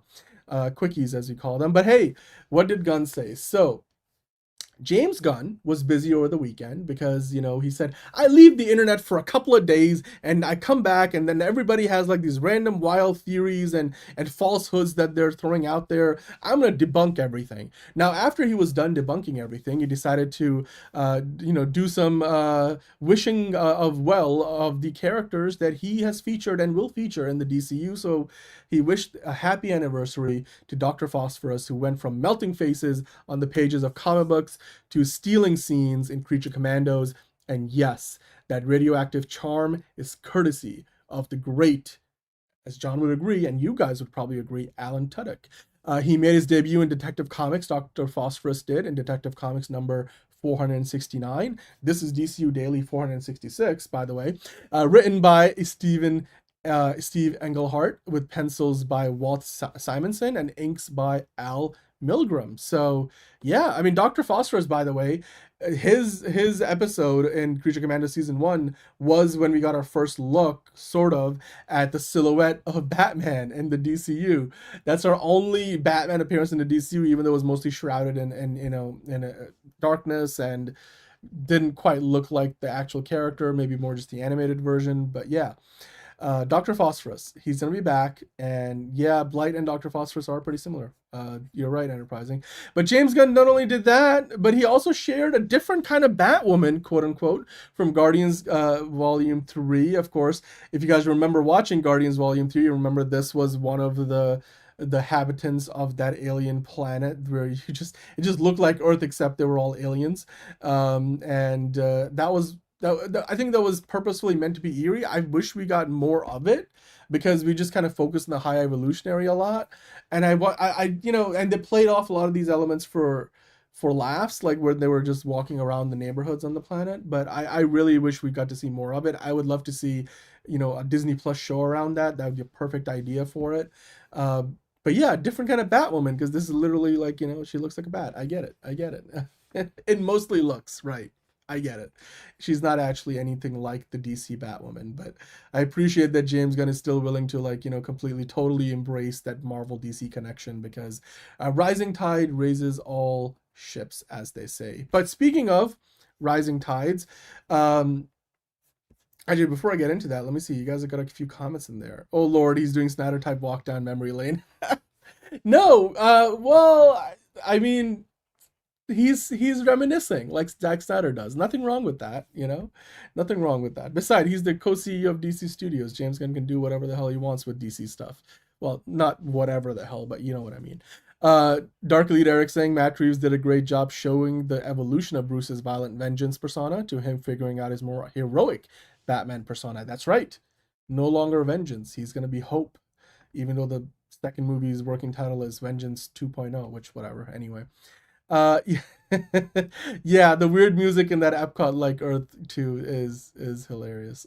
Anyway, let's move on to talking about the next thing James Gunn was talking about over the weekend. Of course, somebody asked him about, did you draw inspiration from the Panic in the Sky storyline?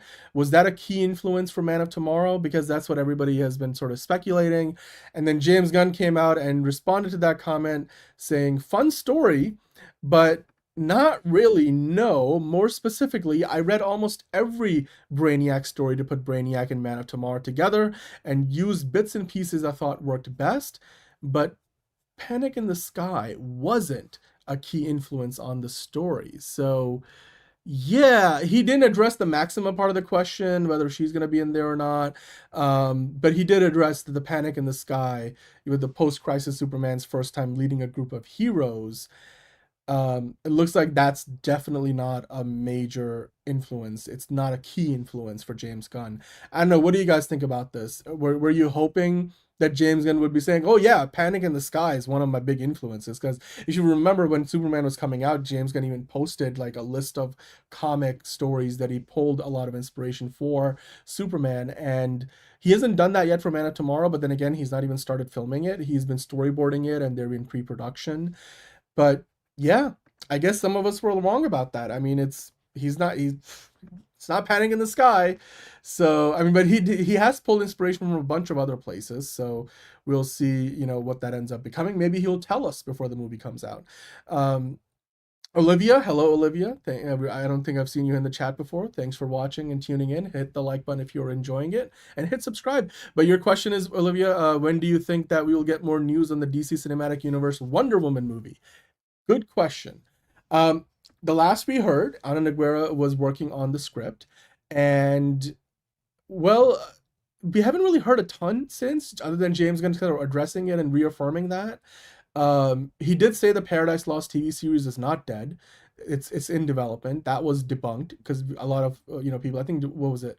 Was it John Roca or somebody else? One of the scoopers were saying that it's basically dead. The Paradise Lost series, which is meant to be a prequel to Wonder Woman, like it takes place like 1,000 years in the past on Themyscira, and it's kind of like Game of Thrones-esque is how they pitched it initially a few years ago, when they first announced the Chapter 1 Gods and Monsters for the DCU. But there was speculation that that might be dead. It's not. James Gunn debunked it. He said it's still in development. It's not been shelved. And of course, he has reaffirmed in recent times. I think it was around the time that they did the Supergirl trailer launch that he last mentioned, answering a fan question on Threads, that they're still working on it. Ana Nogueira is working on it. And Ana Nogueira wrote the script for Supergirl. So we know that, she's got the year of James Gunn, Peter Safran, and clearly they trust her to do a good job. I would imagine that we would hear something about it this year sometime. I just don't think we should hold our breath till like the second half of the year, because James Gunn right now, while he is looking over like the the latest cuts for Clayface, and he is looking at the marketing materials that are being prepped and put out for Supergirl, and of course whatever they're doing for Green Lanterns and getting ready for that marketing push.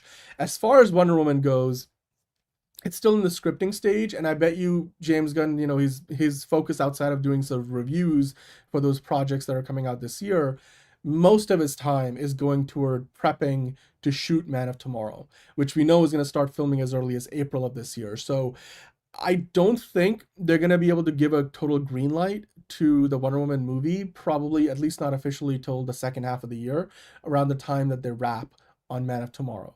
And James Gunn personally wraps on Man of Tomorrow, because as a director, when you're directing a movie, any movie, but especially a movie that is a studio big budget picture, a tentpole blockbuster like Man of Tomorrow is going to be, it takes up so much of your time.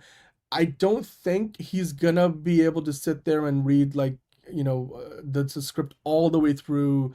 I'm not saying it's impossible.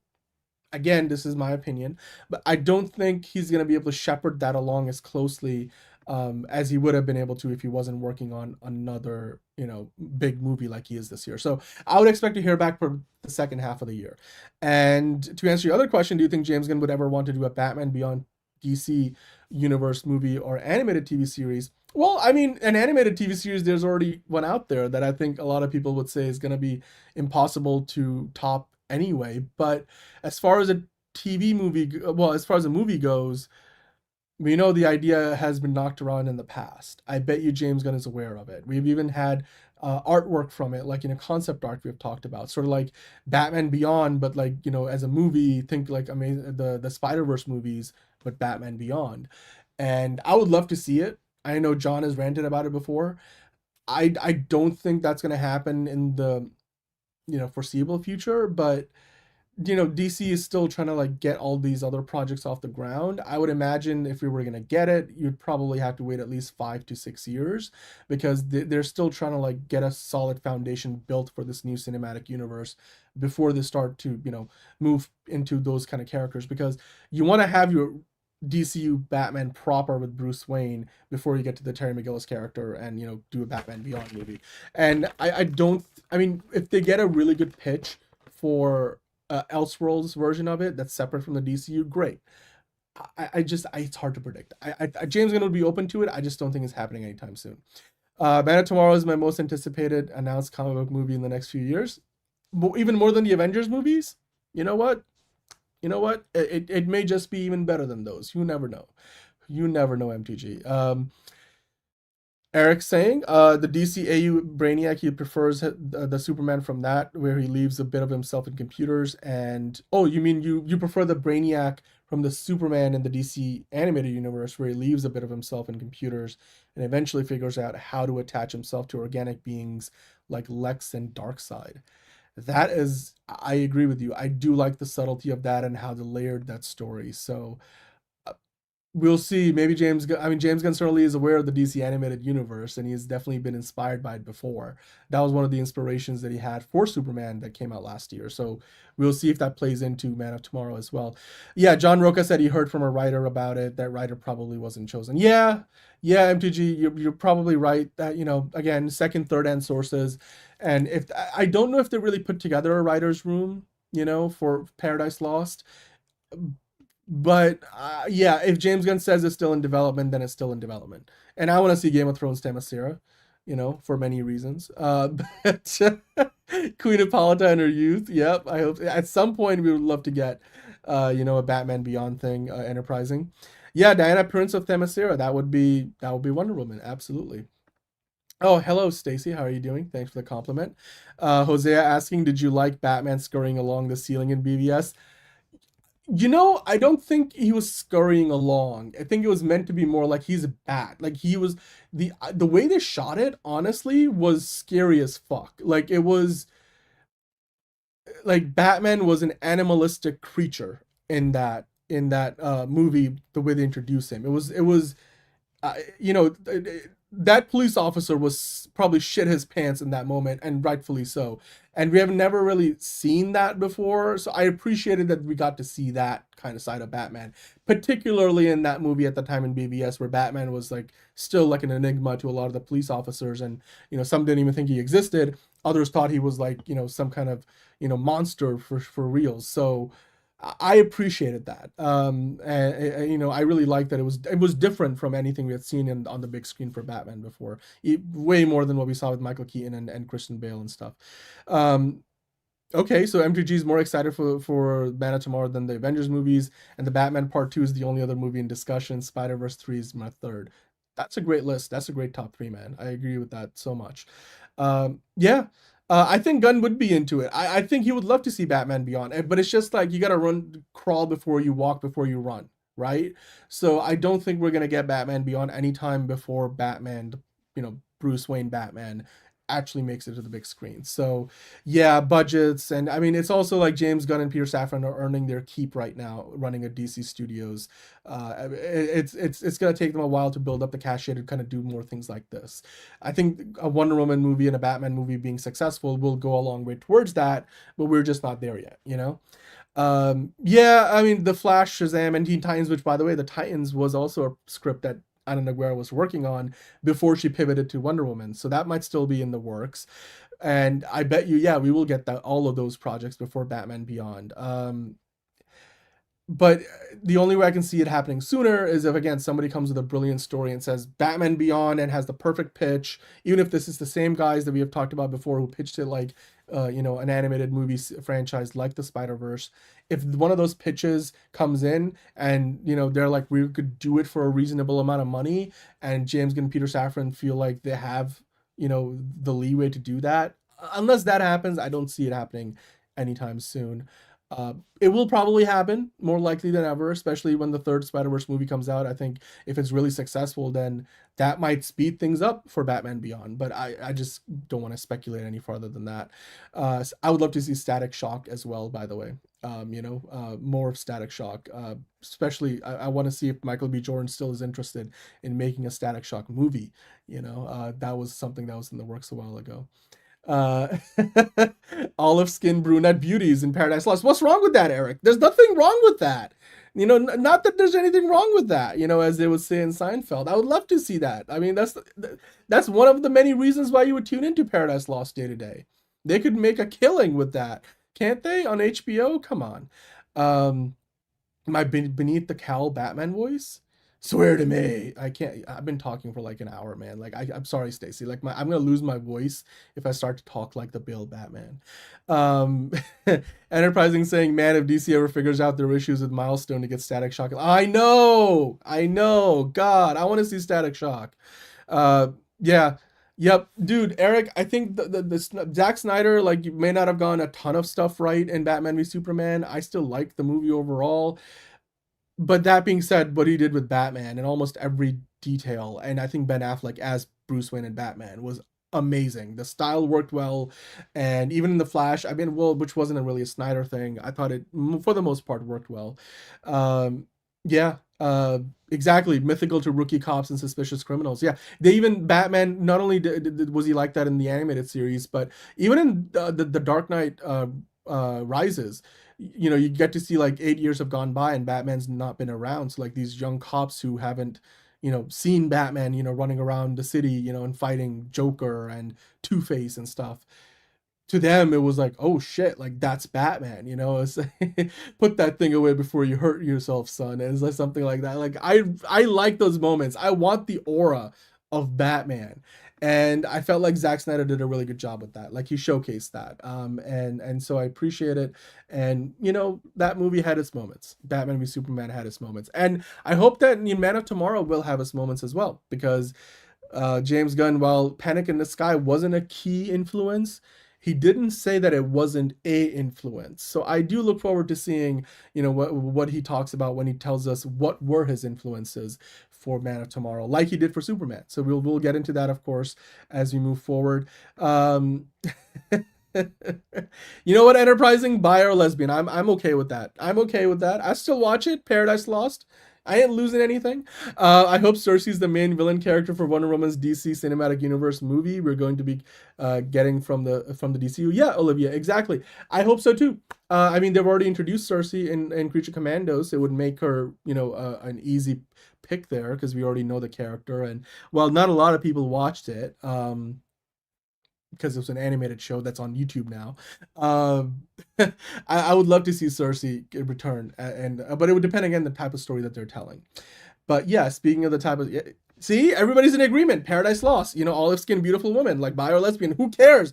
I'm watching the show either way. You know, like it's all there. Like you convinced me. Like give it to me now. Take my money. All those memes. Yeah, you know what, James Gunn, I bet you more than anybody else will give Static Shock and Black Lightning that goddamn Mr. Terrific treatment, and I can't wait for it. I can't wait for it. I don't think that much of DC's budget goes to James Gunn's hair gel. Stacey's hair gel is pretty cheap these days. You know, but he definitely does have a budget for that because like that seems to be his style. Yeah, yep. Gotta love the representation. Yep, exactly. You know what? And they don't all have to be olive skinned beautiful women. Like they could be like if you just watch Zack Snyder's version of Themyscira, there was a diverse mixture there. You know, the ladies of Themyscira, they will definitely not disappoint. I would watch it too, Olivia. Like I keep saying, I would love to. That's why I'm so glad James Gunn said Paradise Lost is still in development and it's not dead. Yeah.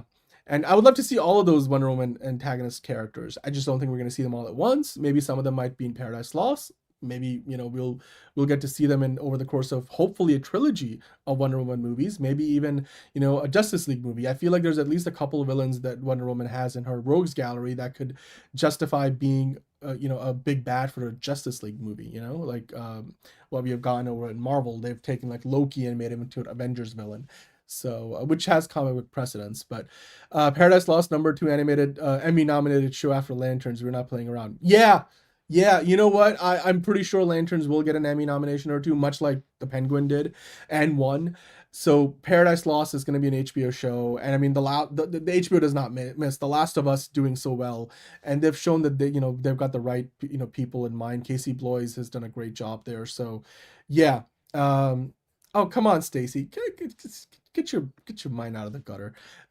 Anyway, let's talk about the next thing. The main event here, of course, on what did Gunn say. He was wishing happy birthday. Now, yesterday on Monday, because now we're into Tuesday as we do the show live.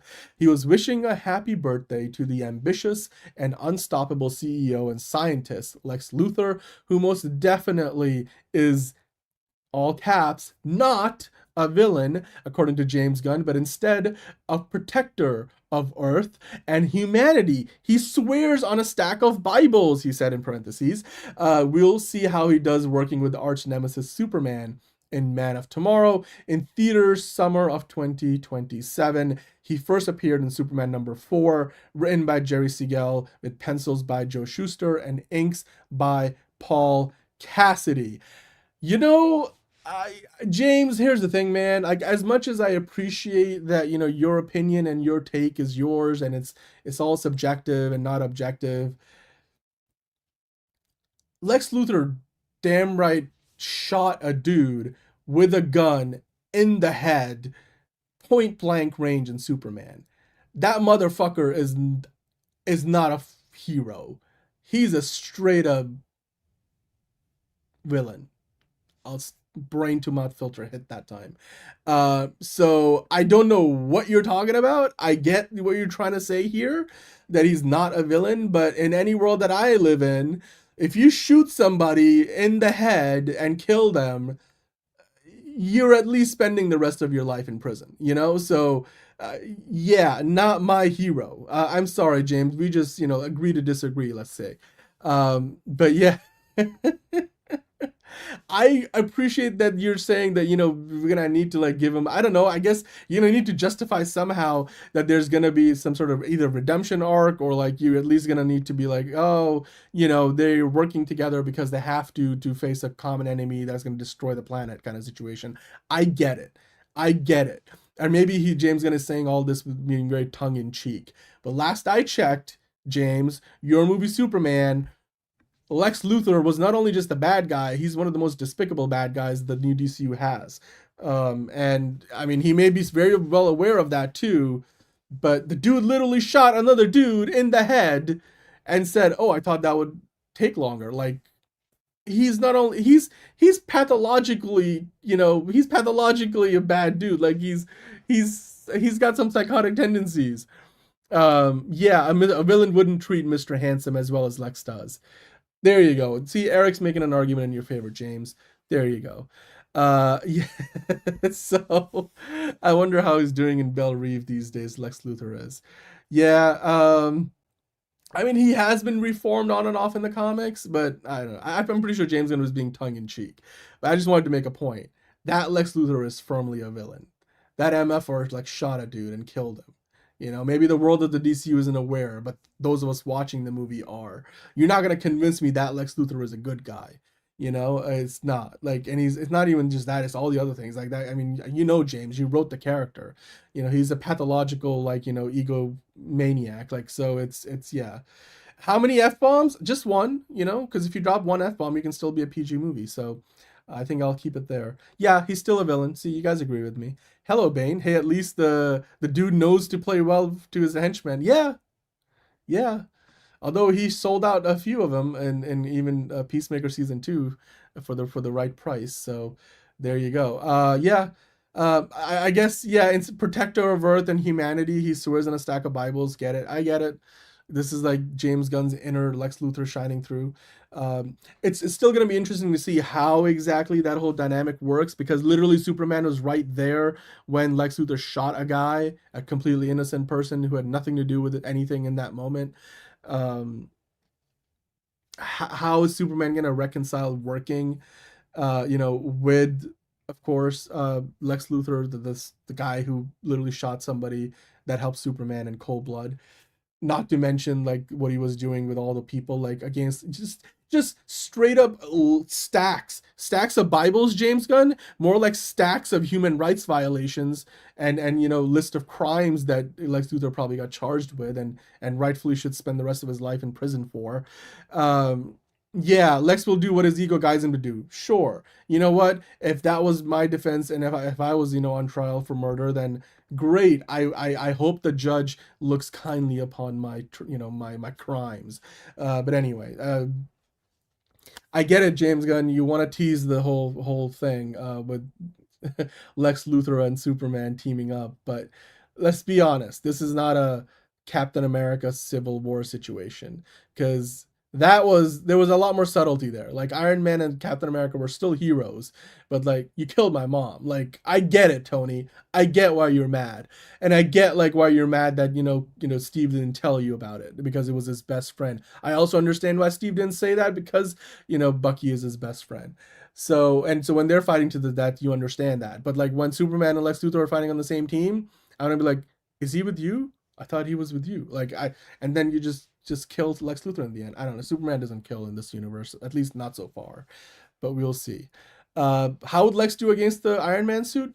I don't know. Bane, I don't know. We have never seen Lex in a live action mech suit. We have seen like 50,000 Iron Man suits, so probably not well. So yeah, exactly. I'm really like sorry, like, but that to me, the least Superman part of a lighthearted, like, you know, a classic lighthearted, like, or at least implied closer to Christopher Reeve version of Superman movie, the least bit of that movie that felt in line with what was promised was Lex Luthor literally killing a dude, shooting a dude in the head with a gun at point blank range in front of Superman. Also almost killing Superman and us getting to see literally his skin get boiled alive. Like, there were some moments in that Superman movie, I'm like, how is this thing not rated R? I don't care how wide of an angle shot that is. You could clearly see Lex Luthor just shot that dude. Like, literally just shot that dude. Maybe they didn't show enough blood. Maybe that's what it was. I don't get it. I was very like, that, like, tonal inconsistency. Don't ever tell like a Zack Snyder movie about that. Anyway, I'm not gonna make this a Snyder versus Gunn thing, but yeah, I guess according to James Gunn, Lex Luthor is most definitely not a villain, but instead a protector of Earth and humanity. I guess you guys let me know what you think about it. Because James Gunn is gonna need to write his way around the idea. I mean, or I don't know how they're gonna do it. I'm sure it could be, you know, mutual alliance in the moment situation. But I'm just gonna be honest with you guys. If James Gunn thinks that he can send Lex Luthor on a redemption arc like Loki in Marvel, like in the MCU, not the same thing. Can't happen. But I'm still interested in Man of Tomorrow. I want to see what they do with it. I'm just a little cautious about this, especially if James Gunn was not being tongue-in-cheek. But that does it for tonight's show. Wrapping up just under the 2-hour mark. That's all the DCU Daily stuff I got for you guys tonight. We'll see if John is back tomorrow, of course. Tier List Tuesday is going to be part of the lineup tomorrow. We'll do a DCU Daily, then we'll do a Tier List Tuesday. I'll just give you guys a quick peek at the poll results right now, because while the poll is still open, so that the votes are not final, Fast and Furious movies are winning 42% of the vote. Harry Potter movies for Tier List Tuesday are winning 29% of the vote. Then you got 18% of the vote going to DCEU movies Part 1, the Zack Snyder era. And then Lord of the Rings are getting 11% of the vote. So the Lord of the Rings trilogy of movies. So yeah, tomorrow, Tier List Tuesday. Right now it's going to be the Fast and Furious movies. That means we'll be here like forever talking about like all 12 of them. Actually, no, all 11 of them, because the 12th one would be like the next one that comes out, and that's not out yet. So we'll just talk about all 10 of the mainline movies all the way up to Fast X, as well as the Hobbs and Shaw movie. But you guys can change that. The poll is up in the community post section right now. So you go to youtube.com/also-curious, click the post section, scroll down a couple of posts, and you'll see the Tier List Tuesday poll. Vote for it there if you haven't already.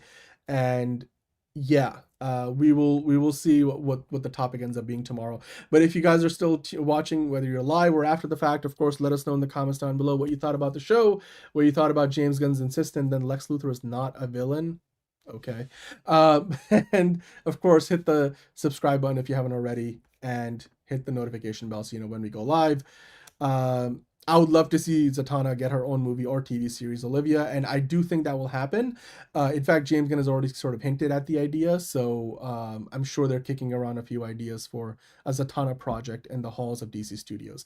But until tomorrow, we'll be back with DCU Daily, slightly earlier in the evening, and then after that, Tier List Tuesday. Don't forget to look up, look out, and of course, as always, stay blessed from the beginning and at the end. We'll see you tomorrow on DCU Daily. It's another project that's been blessed from the beginning. There's the shot right there. That. Okay, we don't need to see. Right there. Hey, buddy. Eyes up here. Now you want to get nuts? Let's get nuts. Here we go. Victory mine. Ask me how am I doing? I'm telling you really I'm doing sublime. I never wait in a stewardess line. I just go do it. I'm moving my time. Really had nothing to do with it. How am I moving? I'm moving like you want to shine. Follow my lead. Don't listen to lies. I had to put me all in the line. That's why I know that victory's mine. I prefer Jared Leto. Hunka hunka.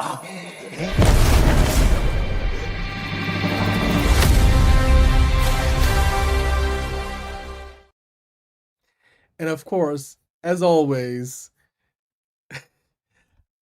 hug Jeff Snyder and kiss Tom King.